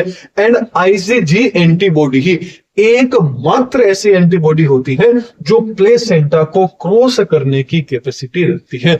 वेरी वेरी इंपॉर्टेंट क्वेश्चन है कि एक नंबर में क्वेश्चन आ जाता है, 100% एक दो बार आया हुआ भी क्वेश्चन है कि भाई ऐसी कौन सी एंटीबॉडी है जो क्या करती है, प्लेसेंटा को पार करने की कैपेसिटी रखती है। तो याद रखना आईजीजी जो एंटीबॉडी है ये प्लेसेंटा को भी क्रॉस करने की कैपेसिटी खुद के अंदर बना के रखती है। एंड जो आईजीजी इम्यूनिटी है ये याद रखना, जो न्यू बोर्न जो बेबी होता है अब प्लेसेंटा को पार कर रही है तो सीधी सी बात है, जो कोलेस्ट्रॉल मैंने आपने बताया था ना उसके अंदर आईजीजी जो एंटीबॉडी है यही दूध के अंदर आपको बच्चे के अंदर देखने को मिलेगी और यही क्या करती है, इम्यूनिटी प्रदान करती है जो छोटा बच्चा होता है उसको। तो यही था very very important point IgG immunity के बारे में। आप डायग्राम देख रहे होंगे, ये आपका क्या है, आईजीजी एंटीबॉडी के बारे में है, क्योंकि ये क्या है, नॉर्मल वैसी ही एंटीबॉडी आपको दिख रही होगी जिस तरह की अपन ने अभी थोड़ी देर पहले पर पढ़ी है। नेक्स्ट आ जाता है आईजीए एंटीबॉडी। आईजीए एंटीबॉडी की बात करें तो ये क्या होता है, ये एंटीबॉडी जो आपका ब्लड सीरम रहेगा उस ब्लड सीरम के अंदर 15% क्या रहेगी, आईजीए एंटीबॉडी है, ये आपको शरीर के अंदर देखने को मिलेगी। इसके अलावा ये किसके रूप में, डाइमर के फॉर्म में प्रेजेंट रहती है। डाइमर आप देख रहे होंगे, इस स्ट्रक्चर को क्या बोला जाता है, डाइमर बोला जाता है। तो ये किस फॉर्म में प्रेजेंट रहता है, डाइमर के रूप में प्रेजेंट रहते हैं। और आईजीए एंटीबॉडी है ये आपको कहां पर देखने को मिलेगी, जो कोलेस्ट्रम हो गया, जो स्लाइवा हो गया, जो टीयर्स हो गए, जो आपकी जेनिटल ट्रैक्ट डिस्चार्ज हो गया, इनके अंदर आपको आईजीए एंटीबॉडी देखने को मिलेगी। आई थिंक मैंने थोड़ा सा आपको भी गलत बता दिया, याद रखना जो आईजीजी एंटीबॉडी नहीं आईजीए एंटीबॉडी है ये मां के दूध में आपको देखने को मिलती है। थोड़ा सा मैंने गलत बता दिया, आई एम सॉरी, कि आईजीए एंटीबॉडी है ये मां के दूध के अंदर आपको कोलेस्ट्रॉल में देखने को मिलती है, नहीं कि आईजीजी। आईजीजी तो क्या होती है, थोड़ा सा वही कंफ्यूजन हो गया, इतना आप भी एग्जाम में कंफ्यूज हो सकते हैं कि आईजीजी जो आपकी एंटीबॉडी थी ये तो क्या कर सकती है, प्लेसेंटा को क्रॉस कर सकती है। किसको, प्लेसेंटा को क्रॉस कर सकती है। जबकि मां के दूध में जो एंटीबॉडी आपको देखने को मिलेगी वो कौन सी रहेगी, आईजीए एंटीबॉडी रहेगी। कोलेस्ट्रॉल में आईजीए एंटीबॉडी रहेगी, ये चीज आपको याद रखनी है। इसके अलावा जो स्लाइवा हो गया, टीयर्स हो गए, जेनिटल ट्रैक्ट डिस्चार्ज हो गया, इनके अंदर आपको आईजीए एंटीबॉडी है ये एंटीबॉडी देखने को मिल जाएगी। इसके अलावा बात करें आईजीएम एंटीबॉडी की। आईजीएम एंटीबॉडी की बात करें तो ये पूरा जो आपका ब्लड सीरम रहेगा उसका 10% जो पार्ट है वो आईजीएम एंटीबॉडी कवर करके रखती है। और ये आपकी क्या होती है, पेंटामर फॉर्म में देखने को मिलेगी। जैसा कि आप डायग्राम में देख रहे हैं, 1 2 3 4 5 आप देख रहे होंगे, पूरी की पूरी पेंटामर फॉर्म के अंदर क्या रहती है, यहां पर ये क्या रहती है, आपकी प्रेजेंट रहती है। इसके अलावा ये क्या करती है, जब भी आपका शरीर के अंदर कोई भी इन्फेक्शन हो जाता है उस टाइम पे सबसे पहले जो रिएक्ट करती है वो आपकी IgM एंटीबॉडी होती है। ये चीज आपको याद रखनी है। इसके अलावा इनकी साइज है, ये साइज काफी बड़ी होती है, इसलिए याद रखना ये प्लेसेंटा को पार नहीं कर सकती है। तो वेरी वेरी इंपॉर्टेंट कि ऐसी एंटीबॉडी का नाम बताइए जो प्लेसेंटा को क्रॉस नहीं कर सकती है, तो वो कौन सी होती है, आपकी IgM एंटीबॉडी होती है। चलिए आगे बात कर लेते हैं आपकी IgE एंटीबॉडी की। IgE एंटीबॉडी की बात करें तो ये आपकी क्या होती है, ब्लड सीरम के अंदर सबसे कम मात्रा में पाई जाने वाली एंटीबॉडी है। तो याद रखना, पूछ लिया जाए कि शरीर में सबसे कम मात्रा में पाई जाने वाली एंटीबॉडी कौन सी है, IgE है। एंड शरीर में सबसे ज्यादा मात्रा में ब्लड सीरम में पाई जाने वाली एंटीबॉडी कौन सी है, IgG है। ये चीज आपको याद रखनी है। इसके अलावा ये आपके किसमें, मोनोमर फॉर्म में प्रेजेंट रहती है। देखिए आप एक ही फॉर्म के अंदर ही है आपको देखने को मिलेगी, बोले तो मोनोमर फॉर्म के अंदर आपको देखने को मिलती है।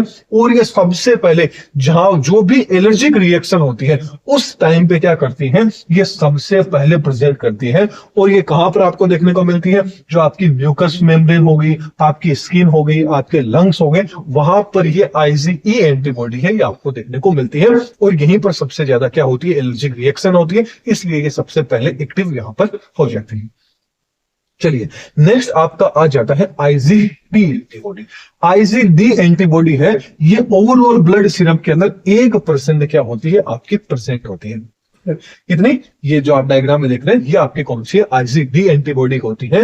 और ये कहां पर प्रेजेंट होती है, जो आपकी बी लिम्फोसाइट होगी एंड जो आपके एंटीजन का जो रिसेप्टर है वहां पर ये क्या करती है, आपका काम करती है। तो याद रखना किसके सरफेस पे देखने को मिलती है आपको, जो बी लिम्फोसाइट होगी और जो आपका एंटीजन रिसेप्टर हो गया उस साइट पर क्या है, आपको IgD एंटीबॉडी है, ये देखने को मिलती है। और ये ब्लड सीरम के अंदर 1% तक ऑलमोस्ट क्या होती है, आपके अंदर प्रेजेंट होती है। तो चलिए अब अपन बात कर लेते हैं इम्यून रिस्पॉन्स के बारे में कि आखिरकार इम्यून रिस्पॉन्स क्या होता है। अब ये क्वेश्चन आपको दो तरीके से एग्जाम में आ सकता है। बड़ा क्वेश्चन आएगा तो आपको डायरेक्ट दे देगा कि भाई इम्यून रिस्पॉन्स को आप क्या कीजिए, एक्सप्लेन कीजिए, या फिर आपके सामने ये अलग तरीके से आ जाएगा, शॉर्ट नोट में आएगा था। पहला ही आ जाएगा कि भाई होम्यूरल इम्यून रिस्पॉन्स क्या होता है। दो तरह का होता है, होम्यूरल इम्यून रिस्पॉन्स हो गया एंड आपका सेल मेडिएट इम्यून रिस्पॉन्स हो गया। कौन कौन सा, सेल मेडिएट इम्यून रिस्पॉन्स हो गया एंड होम्यूरल इम्यून रिस्पॉन्स हो गया। ये दोनों रिस्पॉन्स कौन से होते हैं ये आपको देखना है। तो पहला अपन बात कर लेते हैं होम्यूरल इम्यून रिस्पॉन्स। ये अलग से आ गया तो सिर्फ होम्यूरल के बारे में आपको बताना है। यदि यही नाम आ गया भाई इम्यून रिस्पॉन्स को बताइए, तब होम्यूरल एंड सेल मेडिएट के दोनों आपको एक्सप्लेन करने होंगे। पहले होम्यूरल इम्यून रिस्पॉन्स की बात करें तो ये पता होना चाहिए कि होम्यूरल इम्यूनिटी आखिरकार क्या होती है। अब नाम से ही पता चल रहा है होम्यूरल, होम्यूरल का मतलब किससे होता है, फ्लूइड से होता है, फ्लूइड से होता है इसका मतलब ये इम्यूनिटी आपके कहां, ये रिस्पॉन्स जो इम्यूनिटी रिस्पॉन्स होगा ये आपको कहां देखने को मिलेगा, जो आपका ब्लड हो गया या जो आपका प्लाज्मा हो गया, मतलब ऐसी जगह देखने को मिलेगा जहां का चीज क्या हो, लिक्विड हो, वहां पर जो इम्यून रिस्पॉन्स देखने को मिलेगा। कि मान लीजिए आपका शरीर है, ये दो मतलब कोई भी एंटीजन आ गया, वो आ गया, वो दो तरीके से शरीर में जा सकता है, एक तो फ्लूइड वाले में आ गया, एक टिश्यू जहां पे सॉलिड चीज है वहां जा सकता है। तो दोनों तरह का क्या है अपने पास में सेल्फ डिफेंस मैकेनिज्म प्रेजेंट है। पहली मैकेनिज्म अपन लेके चलते हैं कि कोई भी वायरस बैक्टीरिया है वो आपके फ्लूइड तक पहुंच गया है, फ्लूइड मतलब ब्लड या ब्लड आपकी जो प्लाज्मा है वहां तक पहुंच गया है, तो वहां पर किस तरह से एक्टिविटी होती है उसको अपन डिस्कस करते हैं। तो होम्यूरल का मतलब अभी अपन ने देखा किससे होता है, फ्लूइड से। मान लीजिए कि ब्लड या आपका जो प्लाज्मा है वहां तक कोई भी क्या है, आपका कोई भी वायरस बैक्टीरिया पहुंच गया, तो सबसे पहले क्या होता है उसके अंदर आपकी सीधी सी बात है ब्लड एंड जो आपके प्लाज्मा है उसमें एंटीबॉडी आपकी क्या होती है, प्रेजेंट होती है। अब ये जो एंटीबॉडी प्रेजेंट होती है ये सीधी सी बात है कि जो आपकी ये जो एंटीबॉडी रहेगी ये एंटीबॉडी को प्रोड्यूस कौन करेगा, जो आपकी बी सेल्स रहेगी, क्योंकि अभी अपन पढ़ के एंटीबॉडी, तो एंटीबॉडी कौन बनाती है, कहां पर प्रोड्यूस होती है, जो आपकी बी सेल्स होती है। एंड ये पूछ लिया जाए कि भाई बी सेल्स भी कहां बनती है, तो बी सेल्स होती है ये आपकी जो बोन मैरो है वहां पर बी सेल्स का, डब्ल्यूबीसी का क्या होता है, डब्ल्यूबीसी की स्पेशलाइज्ड ये सेल्स होती है बी सेल, जिनका फॉर्मेशन कहां होता है, बोन मैरो आपके अंदर होता है। तो ये चीज आपको याद रखना है कि जो आपका फ्लूइड है, या बोले तो जो ब्लड या जो आपका ब्लड प्लाज्मा है, उनके अंदर एंटीबॉडी प्रेजेंट होती है, और इन एंटीबॉडी का फॉर्मेशन होता है, प्रोडक्शन होता है, वो बी सेल्स में होती है, और बी सेल्स आपके बोन मैरो में इससे बनती है। चलिए अब अपन थोड़ा सा इसके बारे में पढ़ लेते हैं कि ह्यूमरल इम्यून रिस्पॉन्स क्या होता है। फॉर एग्जाम्पल लेके चलिए, कोई भी वायरस या जो बैक्टीरिया है, ये मान लीजिए आपके शरीर के अंदर घुस गया। शरीर के अंदर घुसने का मान लेते हैं कि जो आपका फर्स्ट लाइन डिफेंस था, बोले तो जो आपकी स्किन थी, इस स्किन को भेद के ये चला गया, कैसे भी घुस गया। अब घुस गया आपके स्किन से आपके शरीर के अंदर, इसने एंट्री मार दी। अब आपका जो ब्लड है, आपका जो शरीर है, इसके अंदर सीधी सी बात है, ब्लड के अंदर जो मैक्रोफेज सेल होती है ना, ये सेल्स पूरे ब्लड के अंदर घूमती रहती है, पूरे शरीर में घूमती रहती है ब्लड के साथ में। इसीलिए घूमती रहती है, इनको हर जगह जाने का होता है, हर जगह जाने का इनके पास में परमिट है। तो ये जो आपकी मैक्रोफेज सेल है, ये हर जगह पे क्या है, घूम रही है। अब मान लीजिए कोई भी बैक्टीरिया घुसपैठिया घुस गया, तो मैक्रोफेज सेल ने क्या है, उसको देख लिया। जैसे ही मैक्रोफेज सेल ने देखा, तो ये एक तरह की फेगोसाइटिक सेल होती है। अब ये मैक्रोफेज सेल है, ये घूम रही थी, ये आपका कोई भी बैक्टीरिया आ गया, तो ये मैक्रोफेज सेल क्या करेगी, इसको अपने अंदर ले लेगी। ये मैक्रोफेज सेल ने क्या ले लिया, इस बैक्टीरिया को इसके अंदर ले लिया, खुद के अंदर ले लिया, अंदर लेगी और उसकी कटाई वटाई कर देगी। क्या कर देगी, इस बैक्टीरिया को छोटे छोटे पीस के अंदर कट कर देगी। इन बैक्टीरिया को क्या किया, लाइसोजाइम जो एंजाइम था, इसके द्वारा छोटे छोटे पीस के अंदर इस बैक्टीरिया को तोड़ दिया। देख रहे हैं, इस बैक्टीरिया के छोटे छोटे टुकड़े कर दिए। किसकी मदद से तोड़ा, क्योंकि ये क्या है, आपकी फेगोसाइटिक सेल थी, मैक्रोफेज सेल, जिसने क्या कर दिया, वायरस को अंदर ले लिया। फेगोसाइटिक सेल का सीधी सी बात है कि रोल यही रहता है कि किसी भी कोई भी चीज आ गई, उसको खा लिया, निगल लिया, निगल के अंदर लेके इनके अंदर लाइसोजाइम एंजाइम प्रेजेंट रहता है, ये इस वायरस को तोड़ देगा। ये तोड़ के क्या करते हैं, अपना जो शरीर वाला, सिर वाला जो हेड रहेगा, यहां पर इनके पास में क्या होती है, MHC सेकेंड सेल प्रेजेंट होती है। कौन सी, MHC क्लास सेकंड क्या होती है, इनके ऊपर प्रेजेंट रहती है, जो इस एक टुकड़े को लेगी और अपने शरीर के शरीर के ऊपर लगा लेगी और पूरे ब्लड के अंदर घूमेगी, पूरे ब्लड में भागेगी कि भाई कोई एंटीजन आ गया है, कोई बाहर से ऐसा लोग आ गया है जिसको नहीं है, ये इसकी शक्ल है। एक तरह से मान लीजिए कि जो जैसे पुलिस वाले कोई भी आतंकवादी, कोई भी टेररिस्ट को पकड़ लेते हैं, तो उसकी फोटो लगा देते हैं ना हर जगह, या कोई भी नहीं मिलता है तो उसकी हर जगह लगा देते हैं कि भाई ये चीज को बने पड़े। तो ठीक वैसे ही क्या होता है, MHC क्लास सेकंड क्या करती है, इसको अपने सर पे लगा लेगी और पूरे शरीर में लेके बोलेगी भाई इस ये चीज आदमी है, ये जहां भी दिखे इसको गोली मारते हैं। ओके, मतलब इसने बता दिया कि भाई ऐसा ऐसा आदमी था, इस एक को हमने पकड़ लिया है, इसके जैसे पता नहीं कितने लोग घुसे होंगे, ये उनकी शक्ल है, पूरा का पूरा उसका बायोडाटा लेके वो घूमेंगे कि जहां भी दिखे तो वहां आप उसको मार देना। MHC का फुल फॉर्म क्या है, मेजर हिस्टो कॉम्प्लेक्स आपका ये आ जाता है। इसके अलावा बात करें तो ये जो MHC है, ये जैसे ही इसको यहां लेके घूमेगी तो सीधी सी बात, अपने शरीर में टी सेल्स भी है। टी सेल्स कौन सी होती है, टी आपकी अलग अलग होती है। टी आपकी हेल्पर सेल होगी, साइटोटॉक्सिक होगी, ये इनको क्या करती है, मारने का काम करती है। जो भी लोग आ गए ना उसका सीधा एनकाउंटर, एक जो पुलिस भाई होते हैं उनका काम ही होता है कि भाई कोई भी गुंडा आ गया है, सामाजिक तत्व आ गए, तो सीधा उनका एनकाउंटर कर दो। वो एनकाउंटर करने का काम टी सेल्स का रहता है। तो पहली तो कौन सी रहती है, टी हेल्पर सेल रहती है।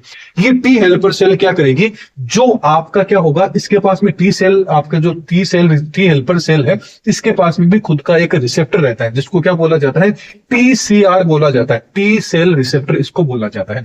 तो यहां पर जो आपकी MHC क्लास सेकंड है एंड जो टी हेल्पर सेल है, इनको आपस में कनेक्ट करने का काम किसका किया जाता है, CD4+, जो क्लस्टर आपकी ऑफ डिफरेंशिएशन है CD+4, ये क्या करती है, हमेशा टी हेल्पर सेल के साथ में ही जुड़ती है। वेरी वेरी इंपॉर्टेंट पॉइंट है। ठीक ऐसे ही एक होती है CD8+। ये CD जो 8+ होती है, ये हमेशा जो साइटोटॉक्सिक सेल है इसके साथ में जुड़ती है। चीज थोड़ा सा मैंने आपको बता दिया कि भाई आप कंफ्यूज नहीं हो जाए, CD4 CD8 क्या होता है, यदि एक नंबर में भी आ जाए तो आपकी चीज लिख के आ सकते हैं। तो ये क्या होता है, CD4+ यहाँ पर प्रेजेंट होता है, जो इनको आपस में कनेक्ट करने का काम कर देता है। अब जैसे ही ये आपका टी सेल रिसेप्टर था, इसने इसको पहचान लिया, तो ये जो टी सेल रहेगी, ये क्या करेगी, IL जो आपका इंटरल्यूकेन सेकंड है, इस इंटरल्यूकेन सेकंड को क्या कर देती है, एक्टिवेट कर देती है। और ये इंटरल्यूकेन सेकेंड है, ये क्या करता है, साइटोकाइनिन है, इसको क्या कर देता है, सिक्रेशन कर देता है। कि जैसे ही टी हेल्पर को पता चला कि एक्चुअल के अंदर कोई आदमी आ गया है, तो ये आगे टी सेल रहेगी, ये जो आपका इंटरल्यूकेन सेकेंड है, इनको इन्फॉर्मेशन दे दे कि भाई कोई असामाजिक तत्व शरीर के अंदर घुस गए हैं। ये घुसते ही सीधी सी बात है कि इंटरल्यूकेन सेकेंड ने ऑर्डर दे दिया साइटोकाइनिन के द्वारा कि भाई अपने शरीर में आपके कोई भी घुस गया तो आपको हम पूरा अधिकार देते हैं कि जो भी दिखे उसको सीधा उसका सफाया कर दो। तो जो आपका साइटोकाइनिन था, यह साइटोकाइनिन क्या करेगा, जो आपकी बी सेल रहेगी, इन बी सेल को क्या कर देता है, ये एक्टिवेट कर देता है। अब ये जो बी सेल रहेगी, अभी मैंने आपको बताया था थोड़ी देर पहले कि जो बी सेल होती है क्या करती है, दो पार्ट्स में डिवाइड हो जाती है। दो पार्ट्स में क्या हो जाती है, डिवाइड हो जाती है, या बोले तो ये दो जगह अपना इंफॉर्मेशन दे देगी। एक तो दे देगी मेमोरी सेल के पास में, एक दे देगी आपकी प्लाज्मा सेल के बारे में। जो आपकी मेमोरी सेल्स रहेगी, नाम से ही पता चल रहा है मेमोरी, तो मेमोरी सेल क्या रहेगी, कोई भी चीज आ गया, मतलब ये जो बैक्टीरिया था, इसकी जो भी आपका पैथोजन शरीर में आया था, बैक्टीरिया फॉर एग्जांपल, कि ये आया था, तो इसकी पूरी की पूरी हिस्ट्री क्या कहां भेज दी जाती है, मेमोरी सेल के पास में भेज दी जाती है। कि बाई चांस यदि कोई वापस से ऐसा लोग आ जाए, तो ये पूरी की पूरी प्रोसेस वापस ना हो, डायरेक्ट ये प्रोसेस यहीं से स्टार्ट हो जाए। बस तू याद रख लेना कि पूरी की पूरी सीक्वेंस कौन सी थी, आदमी ऐसा था, जैसे ही तेरे को दिखे तो एक्टिवेट हो जाना, उसको किल कर देना। तो मेमोरी सेल क्या करती है, जो भी आपका इंटीजर आया है उसको आइडेंटिफाई करती है, उसकी पूरी की पूरी चीजें को याद रख के रखती है कि भाई कोई सेकंड टाइम पे ऐसा ही आदमी आ गया तो वापस से इतना काम करेंगे तो कितना खर्चा आएगा, कितनी मेहनत लगेगी, कितनी एटीपी लगेगी। इससे अच्छा है कि अपन याद रख लेते हैं, कोई ऐसा आएगा तो उसको वहीं के वहीं पर खत्म कर देंगे। जबकि जो आपकी प्लाज्मा सेल है, ये प्लाज्मा सेल क्या करती है, एंटीबॉडी का जो सिक्रेशन है, प्लाज्मा सेल क्या करती है, उसको बनाने के लिए ऑर्डर दे देती है कि भाई ऐसा आदमी घुस गया, दिखते ही गोली मार देना। तो ये एंटीबॉडीज क्या करती है, सिक्रेट होती है और पूरे ब्लड में घूमती है कि भाई इस शकल के आदमी को देखो, और देखते ही चारों तरफ से उसको घेर दो, और घेर के क्या कर दो, उसको न्यूट्रलाइज कर दो, बोले तो उसको मार दो, उसको हटा दो, ऐसा बना दो कि वो किसी काम की ना रहे, फिर चाहे शरीर में पड़े पड़े वो घूमे।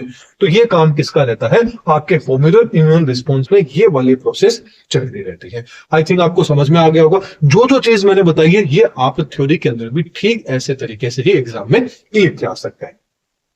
चलिए नेक्स्ट आ जाता है आपका सेल मेडिएट इम्यून रिस्पॉन्स। नाम से ही पता चल रहा है सेल मेडिएट मतलब ऐसा रिस्पॉन्स जो किसके अंदर प्रेजेंट रहेगा, भाई आपके सेल में प्रेजेंट रहेगा। पहला तो क्या था आपका ह्यूमरल, मतलब आपके शरीर में लिक्विड पार्ट भी है, सॉलिड भी है। तो ये मान लीजिए पहला रिस्पॉन्स तो लिक्विड पार्ट में यदि कोई बैक्टीरिया वायरस आ जाए, कोई भी पैथोजन आ जाए, उसके लिए था। सेल मेडिएट मतलब सॉलिड वाले पार्ट में आ जाए, सेल्स वगैरह में आ गया, तो भी तो एक इम्यून रिस्पॉन्स होना चाहिए ना, वो आपका किसमें आ जाता है, सेल मेडिएट इम्यून रिस्पॉन्स में आ जाता है। यहां पर क्या होता है, जो आपकी टी सेल्स रहती है उनको क्या किया जाता है, यहां पर एक्टिवेट किया जाता है। जबकि ह्यूमरल रिस्पॉन्स के अंदर तो क्या हो रहा था कि यहां पर न्यूट्रलाइज किया जा रहा था कोई भी वायरस बैक्टीरिया को, यहां पर डायरेक्ट उसका सफाया कर दिया जाता है। ये थोड़ी सी एडवांस होती है, और इनका सिंथेसिस बोन मैरो में होता है एंड मैच्योरेशन थाइमस के अंदर होता है। वेरी वेरी इंपॉर्टेंट है, ये चीज आपको याद रखना है कि जो सेल मेडिएट इम्यून रिस्पॉन्स है, या जो आपकी इनका जो सिंथेसिस है वो तो बोन मैरो में होता है, एंड इनका जो मेच्योरेशन है वो कहां होता है, थाइमस के अंदर होता है, जो आपकी टी सेल्स है, इनकी अपन बात करते हैं।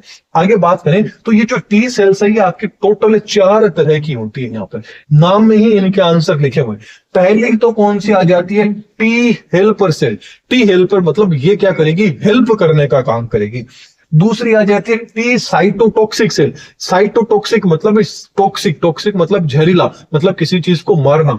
तो यहां पर क्या रहेगी, टी टॉक्सिक सेल पर क्या रहेगी, उसको मारने का काम करेगी। टी सस्प्रेसर मतलब क्या होता है, किसी चीज को दबाना, बोले तो किसी के प्रभाव को दबाना। तो ये क्या करेगी, कोई भी वायरस बैक्टीरिया पैथोजन आ गया, उसके प्रभाव को दबाने की, कम करने की काम टी सस्प्रेसर सेल के द्वारा किया जाता है। लास्ट आ जाता है T memory cell. T memory cell क्या करेगी, यहां पर आपका वापस कोई भी बैक्टीरिया वायरस पैथोजन आ गया, उसको याद रखने का काम होता है। याद रखना सेल मेडिएट के अंदर तो टी सेल्स का रोल रहता है, जबकि ह्यूमरल के अंदर बी सेल्स का आपका ज्यादा रोल रह रहा था। वेरी इंपॉर्टेंट पॉइंट है, इसको आपको याद रखना है। चलिए इस प्रोसेस के अंदर देखते हैं कि आखिरकार हो क्या रहा है। मान लीजिए कोई भी वायरस बैक्टीरिया है, अब के बाद इसने सोचा कि भाई पहले पिछली बार तो मैं ब्लड के अंदर गया था तो वहां मेरे को पकड़ के बेइज्जती कर दी, फजीयत कर दी। अब मैं ऐसा करता हूं, ब्लड से नहीं जाके मैं दूसरी जगह से जाता हूं। पहले मैं तार कूद के गया था, अब मैं तार के नीचे से जाऊंगा। तो चलिए इसने सोचा कि चलो तार के नीचे से चलते हैं। तो अब की बार इसने ये स्किन के अंदर, आपके स्किन से ही होता हुआ गया, लेकिन अब की बार ये ब्लड में नहीं गया। तो भाई अपने जो स्किन है ना, वहां से भी पार करके यदि ये सेल के अंदर गया तो सेल में भी आपकी मैक्रोफेज सेल है, ये प्रेजेंट रहती है। वापिस से मैक्रोफेज सेल ने क्या कर दिया, इसको भाई पकड़ लिया, पकड़ के क्या कर लिया, धर लिया। अब जैसे इसने धरा तो वापिस से इसके साथ तो वही हो गया कि भाई इस माइक्रोफेज सेल में वापिस से लाइसोजाइम एंजाइम प्रेजेंट था, वापिस से इसकी चटनी बना दी, काट दिया और वापिस से एमएचसी ने अपने सर पे रखा और सर पे लेके लिया कि भाई ये आदमी है सामाजिक तत्व जो शरीर में घुस गया, ये इसका बायोडेटा है, पकड़ो और जहां भी दिखे इसको गोली मार दो।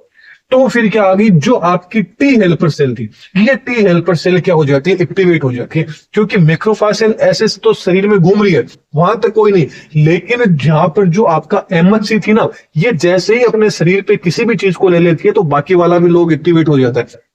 तो ऐसे नहीं डायरेक्ट घूम गई, हल्ला करके चलती है कि भाई कोई घुस गया।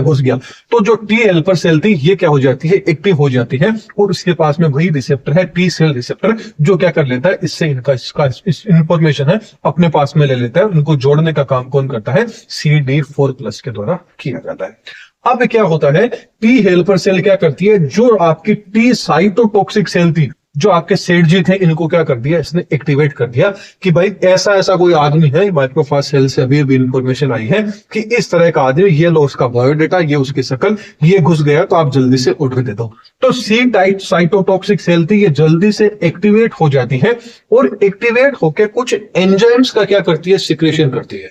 क्या करेगी, कुछ एंजाइम्स का सिक्रेशन करेगी और ये एंजाइम्स क्या करेंगे, उस बैक्टीरिया को ढूंढ के उसको क्या कर देंगे, काम तमाम कर दिया जाता है। मतलब ये एंजाइम्स क्या करेंगे, बैक्टीरिया को मार देंगे।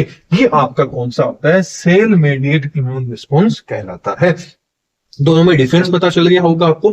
अब ये क्वेश्चन दो तरीके से आ सकता है। पहला तो आ गया इम्यून रिस्पॉन्स, तो आपको होमिरल वाला भी करना है and cell mediate immune response भी करना है, दोनों के दोनों आपको लेके आने हैं। जबकि ओनली फॉर होमिरल आ जाए तो ओनली होमिरल करना है, ओनली सेल मेडिएट आ जाए तो only cell mediate immune response है। ये आपको एग्जाम के अंदर करके आना है। तो चलिए बात करते हैं एंटीजन एंटीबॉडी रिएक्शन क्या होती है। एंटीजन एंटीबॉडी जो आपकी रिएक्शन है या इंटरेक्शन, देखिए क्वेश्चन में एग्जामिनर कैसे आपको कंफ्यूज कर सकता है, या तो एंटीजन एंटीबॉडी रिएक्शन पूछ लेगा या एंटीजन एंटीबॉडी इंटरेक्शन पूछ लेगा। तो दोनों का मतलब एक ही है, तो जो चीज अपन डिस्कस करेंगे वैसा का वैसा आपको करके आना है। बात करें एंटीजन एंटीबॉडी जो रिएक्शन है आपकी, ये क्या होती है, एक तरह की बायोकेमिकल रिएक्शन होती है। एक तरह की क्या होती है, बायोकेमिकल रिएक्शन होती है। इसके अंदर क्या होता है, जो आपका एंटीजन होता है वो क्या करता है, एंटीबॉडी से रिएक्ट करता है। बोले तो दोनों के बीच में क्या होता है, इनके बीच में रिएक्शन होती है। वो रिएक्शन किस तरह से होती है, कैसे होती है, वही आज अपना टॉपिक है, एंटीजन एंटीबॉडी रिएक्शन। अब ये जो आपकी रिएक्शन होती है, ये आपकी क्या होती है, हाईली स्पेसिफिक होती है। यहां पे स्पेसिफिक का मतलब हो गया, जो आपने की लोग थ्योरी पढ़ी है ना, ताला चाबी सिद्धांत, वो क्या कहता है कि जो एक पर्टिकुलर चाबी होती है वो एक पर्टिकुलर लॉक के लिए होती है। ऐसे नहीं है कि चाबी एक बना दी, लॉक बहुत सारे, हर चाबी की वो उसी लॉक में हर चाबी लग जाएगी, ऐसा नहीं होता है। पर्टिकुलर ताले की पर्टिकुलर चाबी होती है। ठीक ऐसे ही एक पर्टिकुलर एंटीजन के लिए पर्टिकुलर ही क्या होती है, एंटीबॉडी होती है। और ये रिएक्शन जिस तरीके से होती है वही आपकी क्या होती है, एंटीजन एंटीबॉडी रिएक्शन या इंटरेक्शन होती है। तो ये वही चीज लिखिए आप, पर्टिकुलर जो एंटीबॉडी होती है वो बाइंड होती है एक पर्टिकुलर जो आपका एंटीजन होता है उसी के लिए क्या होती है, बाइंड होती है। जैसा कि आप यहाँ पे डायग्राम देख रहे हैं, ये तो आपकी क्या आ जाती है, एंटीबॉडी। एंटीबॉडी अपन पढ़ चुके हैं, आप सबको पता है कि एंटीबॉडी क्या होती है, वाई शेप होती है। ये आपका क्या आ जाता है, बीच के अंदर जो आप देख रहे हैं ये आपका क्या आ जाता है, एंटीजन हो सकता है। एंड एंटीजन की कोई फिक्स आपकी स्ट्रक्चर नहीं होती है। इसके अलावा देखिए यहां पर आपको दो यहाँ पे इंपॉर्टेंट पॉइंट देखने को मिल रहे होंगे। एक तो इपिटोप क्या होता है, एक यहाँ पे पेराटोप। दो नाम देखने को मिल रहे हैं, इपिटोप एंड पेराटोप। ये दोनों के दोनों क्या होते हैं, इनको अपन थोड़ा सा डिस्कस करने की कोशिश करते हैं। जैसे मैं आपको बताता हूं ना, अब देखिए पूछा क्या, एग्जामिनर ने पूछा तो एंटीजन एंटीबॉडी रिएक्शन के बारे में, लेकिन आप क्या करेंगे, थोड़ा सा एंटीजन के बारे में भी उसको बताएंगे। आप जब भी एग्जाम में जो चीज लिखते हैं ना, आप ये मत समझिए कि सामने कोई टीचर आपकी कॉपी चेक करेगा, आप ये समझिए कि आप किसी को एक्सप्लेन कर रहे हैं, उस तरीके से आप बताइए। आप ये मत मानिए कि टीचर को सब कुछ आता है, आप ये मानिए टीचर को कुछ भी नहीं आता है, जिस तरीके से मैं बताता हूं वैसा का वैसा टीचर को सीखना होगा।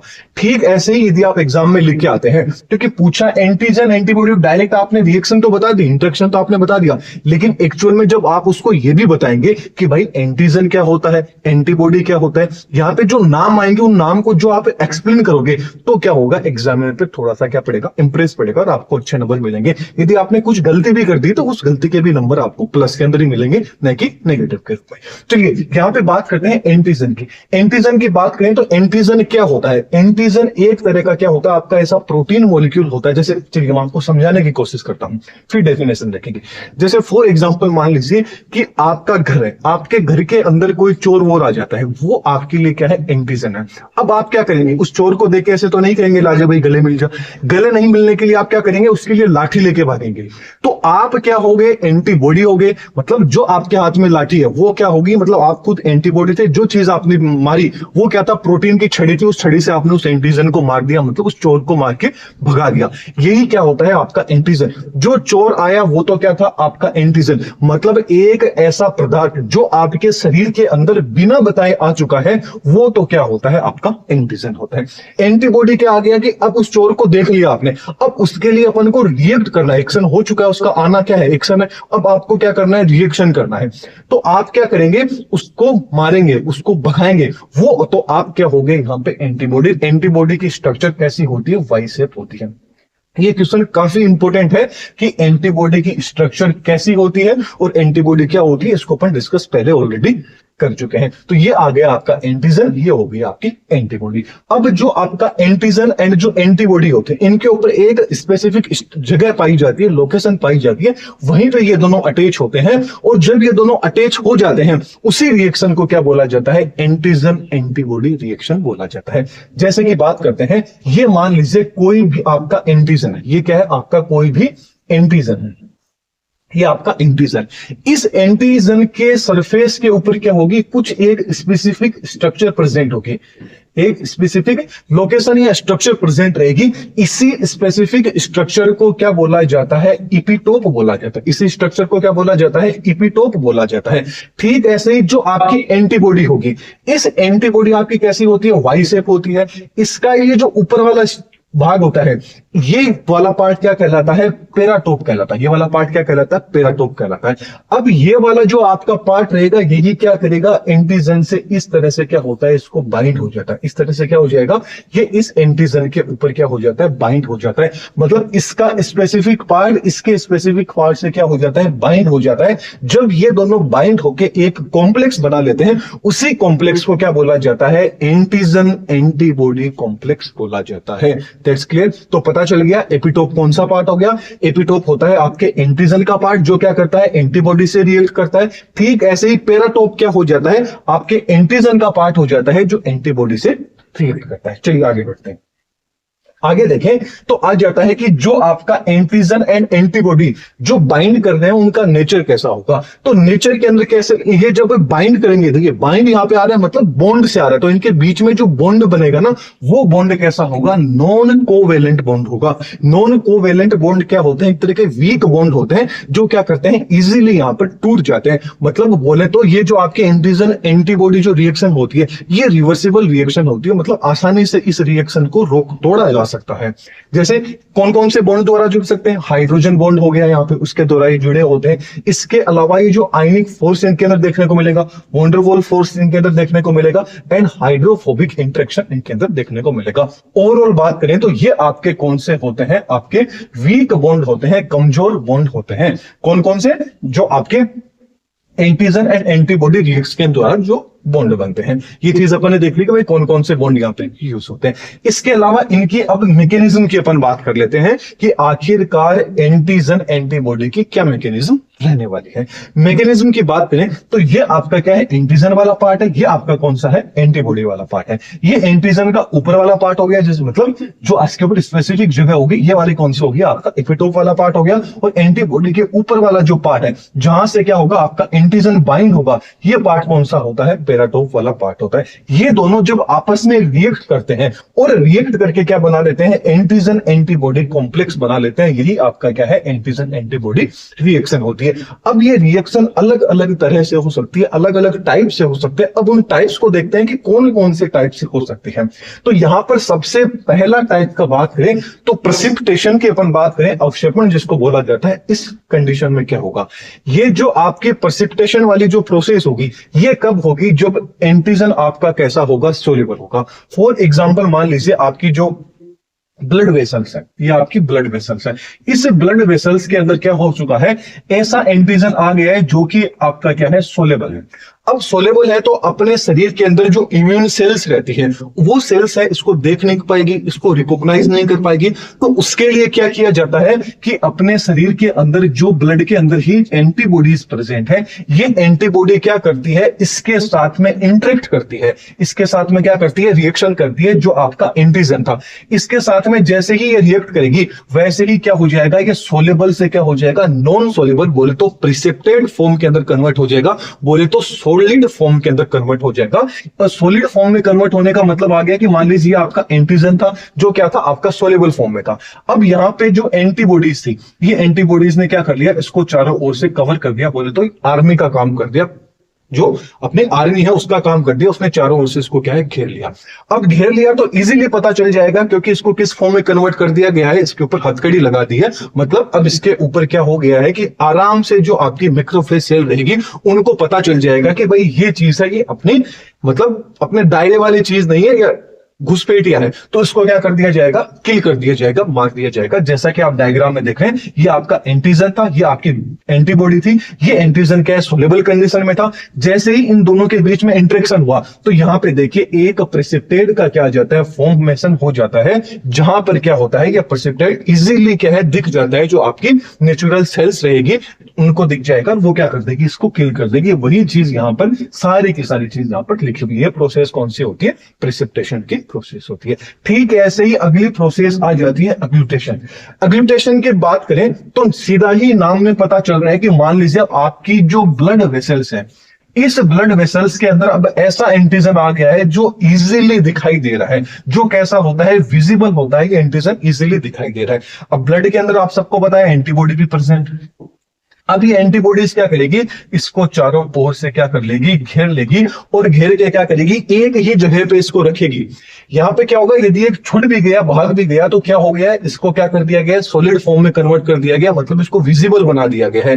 तो यहां पर इजीली यदि और कहीं भी चला जाएगा तो क्या हो सकता है, ये जो आपकी नेचुरल किलर सेल्स रहेगी वो इनको ढूंढ के मार देगी। लेकिन यहां पर क्या कर दिया गया है, जो आपकी एंटीबॉडीज थी, इस एंटीबॉडीज ने क्या कर दिया है, यहां पर इसको जमा दिया है, यहीं पर इसको क्या कर दिया है, स्टॉप कर दिया है। ये आपका एंटीजन है, इन एंटीजन को एंटीबॉडी ने एक ही जगह पे एगुलेट कर दिया है, एक ही जगह पे रोक दिया है। और फिर क्या करेंगे, यहां पे रोक के रखेंगे, फिर जो आपकी नेचुरल किलर सेल्स आएगी वो आपके आके इसको क्या कर देगी, खत्म कर देगी, इसका सफाया कर देगा। इस प्रोसेस को क्या बोला जाता है, एग्लूटेशन बोला जाता है। दो प्रोसेस कंप्लीट हो गई। तीसरा टाइप आ जाता है ऑप्सोनाइजेशन। ऑप्सोनाइजेशन के प्रोसेस के अंदर क्या होता है, जो आपका एंटीजन रहेगा, इस एंटीजन या कोई पैथोजन मान लीजिए, वायरस बैक्टीरिया जो भी आप मान लीजिए, उसको क्या कर लिया जाता है, जो आपकी एंटीबॉडीज रहती है, ये क्या करती है, उसके चारों ओर क्या कर देती है, एक कोट का फॉर्मेशन कर देती है। बोले तो एक तरह से किसी भी तरह का क्या लगा देती है, टैग लगा देती है। जैसे कि तुम क्या हो, बदमाश हो, ये क्या लगा दिया, उसके टैग लगा दिया कि भाई ये वाला आदमी मुजरिम है, ये बदमाश है, ये आपका क्या है, गैंगस्टर है। तो उसके ऊपर क्या लगा दिया, अपन एक टैग लगा दिया है, तो इजीली पहचान जाएंगे। जैसे ही उसकी शक्ल देखेंगे, तो शक्ल क्या था, पहले अपन को पता था कि भाई इसका टैग लग चुका है कि ये क्या है, गैंगस्टर है, इसका मतलब ये अच्छा आदमी नहीं है। तो क्या करेगी, इसके चारों ओर क्या कर दी जाती है, एक कोटिंग कर दी जाती है, एक आवरण बना दिया जाता है, ताकि क्या कर सके, इसके ऊपर एक टैग लग गया, जिससे जो आपकी मैक्रोफेज सेल रहेगी, जो आपकी इम्यून सेल्स रहती है, फॉर एग्जाम्पल जो मैक्रोफेज सेल होती है, ये क्या कर देगी, इसको किल कर देगी। यही प्रोसेस क्या कहलाती है, ऑप्सोनाइजेशन कहलाती है। ऑप्सोनाइजेशन के अंदर मतलब हो गया, यहाँ पे ऑप्शन का क्या कर दिया जाता है, कवरिंग कर दी जाती है, क्लोटिंग कर दी जाती है, प्रोसेस क्या होती है, ऑप्सोनाइजेशन कहलाती है। लास्ट आ जाती है आपकी न्यूट्रलाइजेशन।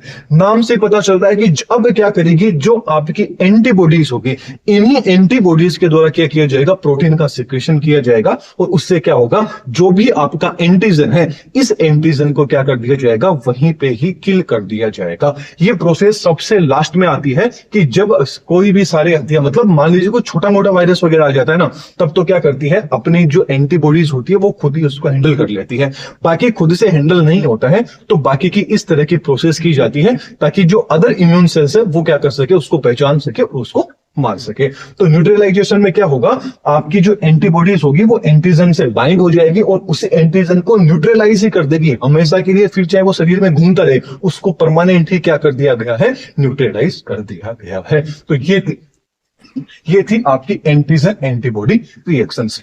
तो वीडियो कैसे लगी कमेंट बॉक्स में बताइएगा। कोई भी यदि आपको डाउट रहता है तो आप कमेंट बॉक्स में पूछ सकते हैं। इसके अलावा चैनल पसंद आए तो चैनल को सब्सक्राइब जरूर कीजिएगा, एंड एक बार प्ले स्टोर पे जाइएगा, जो अपनी एप्लीकेशन है उस एप्लीकेशन को डाउनलोड जरूर कीजिएगा। इसी चैनल के नाम से है दातेश ग्रुप ऑफ एजुकेशन। तो एक बार एप्लीकेशन को डाउनलोड कीजिए, वहां पर आपको काफी अच्छी जो चीजें हैं, कंटेंट है, वो आपको वहां देखने को मिलेगा। तो चलिए अगले लेक्चर में फिर मिलेंगे। Thank you.